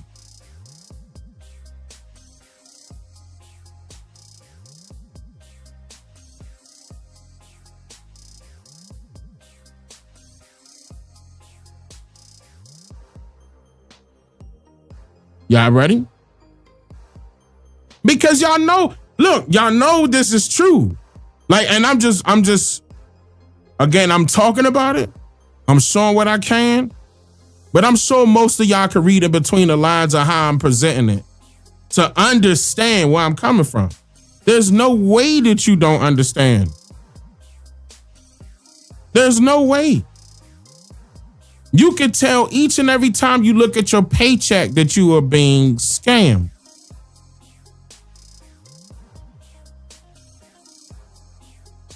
Look, and everybody else that's considered a foreigner, their paycheck look different, even if y'all hired in the same position. Why are they getting taxed differently from you? Why are they getting paid more than you? It goes back to the other examples that I was showing you guys about different pay structures and why certain people not getting paid for, the amount that they know they worth. That's a lot of our people anyway, because they run in the arts and entertainment. And don't forget to go back to that video. That's what they were about. Running their arts and entertainment. And every single publication.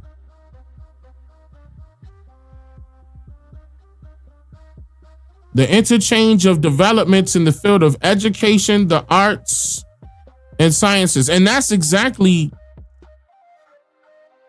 what we were masters in when it came to the entertainment, the arts, the science. I really wish that our people would take a look at that portion too and say, damn, the reason why I know that that's, hitting our communities is because right now they're still believing in that, or we came from Africa lie. Knowing or unknowingly. They don't know about this. They don't know about that. And it probably will be a hard pill for them to swallow the first time around when you tell them, hey, the government created everything and controlled everything. They lied to you. Listen, what they telling you about history in American history is not true.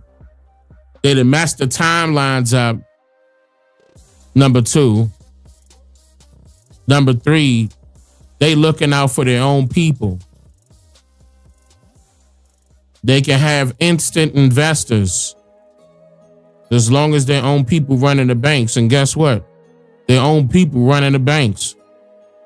Their own people running the large corporations. On top of that, and all forms of entertainment as well. Real talk. Them NFL players, them NBA players, come on, y'all. All the owners of them teams, and for real, y'all, come on. Seriously. I was psyched to see Magic Johnson as one of the, the co-owners of the team in Washington, the Washington Commanders. I was psyched to see that, but at the same time, I knew better than that. I'm like, okay.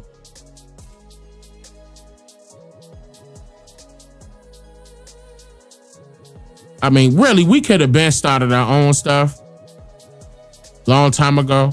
It's just that the people don't believe in themselves. They done suppressed our people so much that they stopped believing that they could do certain things. And the simplest things. The reason why I call it simple is because they doing it for other people every day.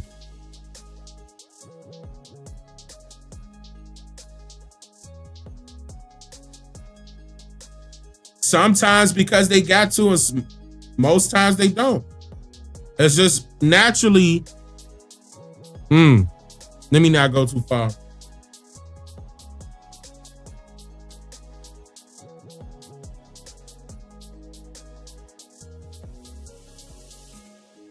Nah, because I believe in my people. I just want them to believe in themselves. Know that they can actually do this. It's not hard. They make it seem like it is. That's an illusion. But Dane, don't we got to get a business loan and all of that?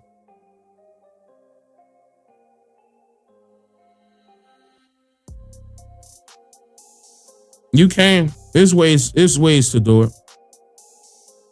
There's ways to do it. But that no interest part, it ain't no way to do that unless we do our own.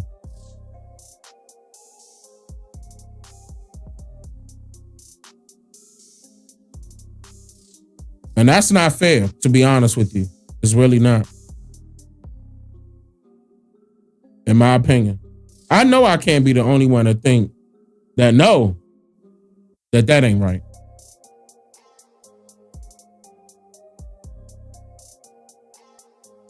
People, look, interest rates on loans can be sky high for certain people. Sky high. And in some cases, they don't even know that it's high. Okay? That's another thing. Some cases, they know it's high.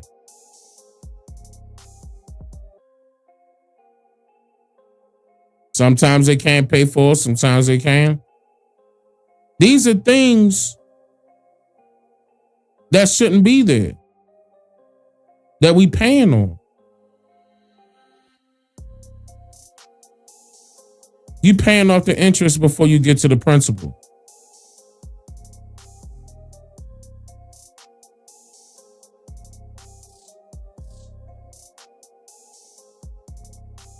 $30 years on the house with interest.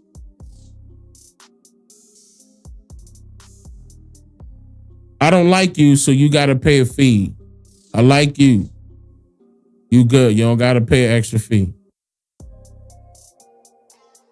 Unnecessarily just imposing a law. Listen,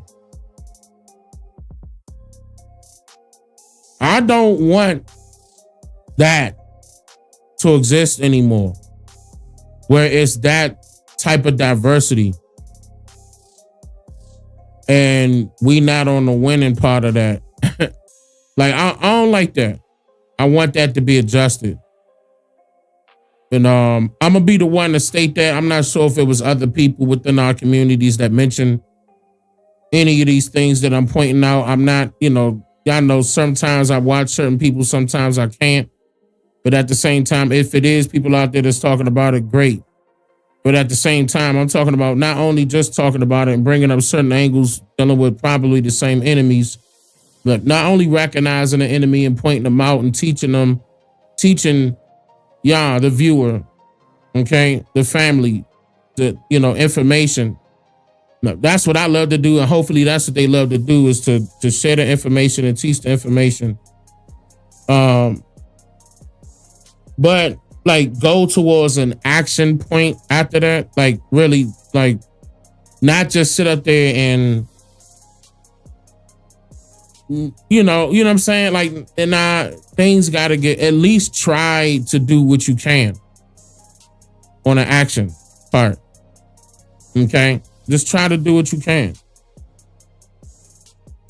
You know what I'm saying? Like, make an effort. Like how you gotta go to the grocery store because y'all gotta eat. You know what I'm saying? That type of effort.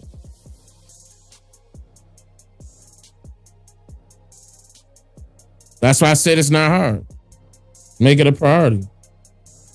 Make yourself a priority.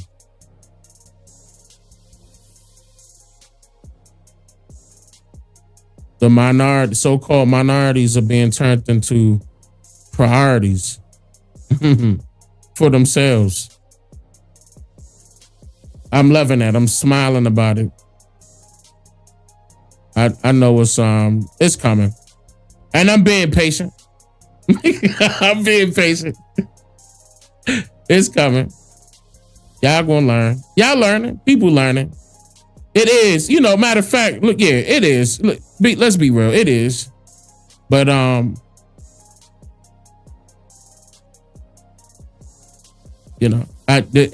got patience. I'm waiting. I'm waiting. I'm just saying. But yeah, it's certain things I want done. I'll be wanting things done so fast, but because when I found out what the deal was, or when I discovered what the deal was, or researched what the deal was about certain things dealing with our people in history, and I'm like, man, if we would have made this slight adjustment here, did this tweaking here, we could get this done. Let me see if I can make a move like this, and then I'm that type of person. Like, I'm like, man, I want to fix that, like, because I can see where the fix need to happen. I mean, again, certain things that did work in history, I agree with bringing that back up and doing that again. But the ones that constantly don't work need to cease from being tried again. Okay? Like all that, the majority of the old school stuff got to stop. And like the marching and the kneeling and the holding up signs and the protesting and the stop. Like, stop. Stop. I'm gonna tell you right now, that same energy that you put into the marching and the protesting, I gotta get in front of the paparazzi to do a demonstration to make some noise and blah, blah, blah, blah, blah. That same energy could have been put towards building up a goddamn office for our people to make sure we got our own organizations out here that's taking care of our people here. I'm not talking about wasting time with no goddamn government. I'm talking about establishing our own establishments here, goddammit. With our own land. It could be unincorporated if you want to throw that in there. And we got control. We see through what we doing here. Not just policing our neighborhoods, becoming our neighborhoods, taking control over our neighborhoods. We hire what we want down there, the police, whatever. You know what I'm saying? Whatever. It's not hard. It's not. Dang, we did something like that before. Right. That's why I said certain things we need to do before. I mean, we need to do again that we did before. The reason why is because we see what worked for us. The things that worked for us is the focus. And now modernize it. Ooh, yes. Modernize it. The things that work, modernize it. Add to it. What could you bring to the table?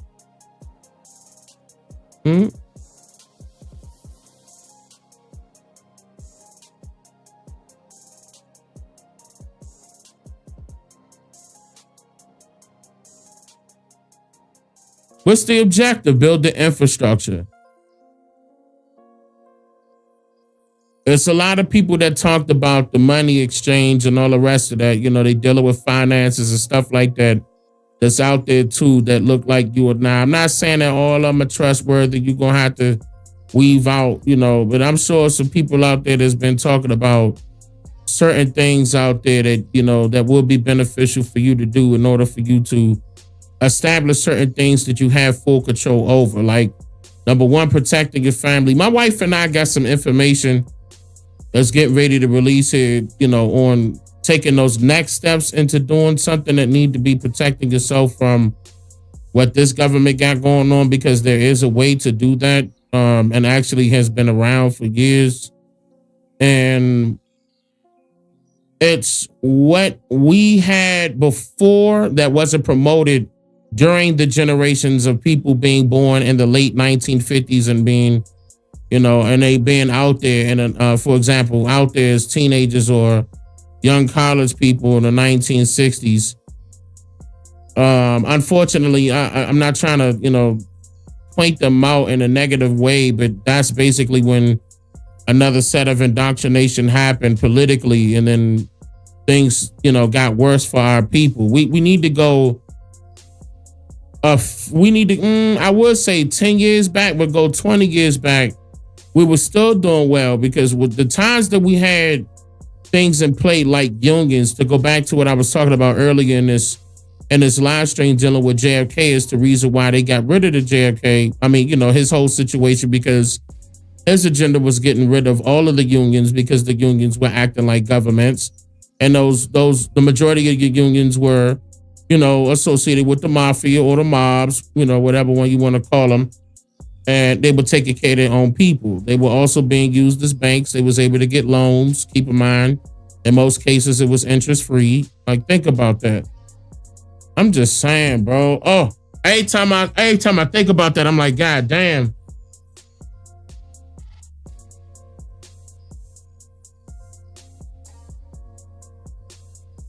I'm just saying. But that's part of the reason why they got rid of JFK, because, you know, he wanted to shut certain things down, him being a Catholic, and, you know, he wasn't, you know, fooling with the Protestants. They had beef with each other at the same time, even though they still won. I'm going to tell y'all that right now. They still won in the way I look at it nowadays. But I know some of y'all like that's still probably researching on those things I'm talking about.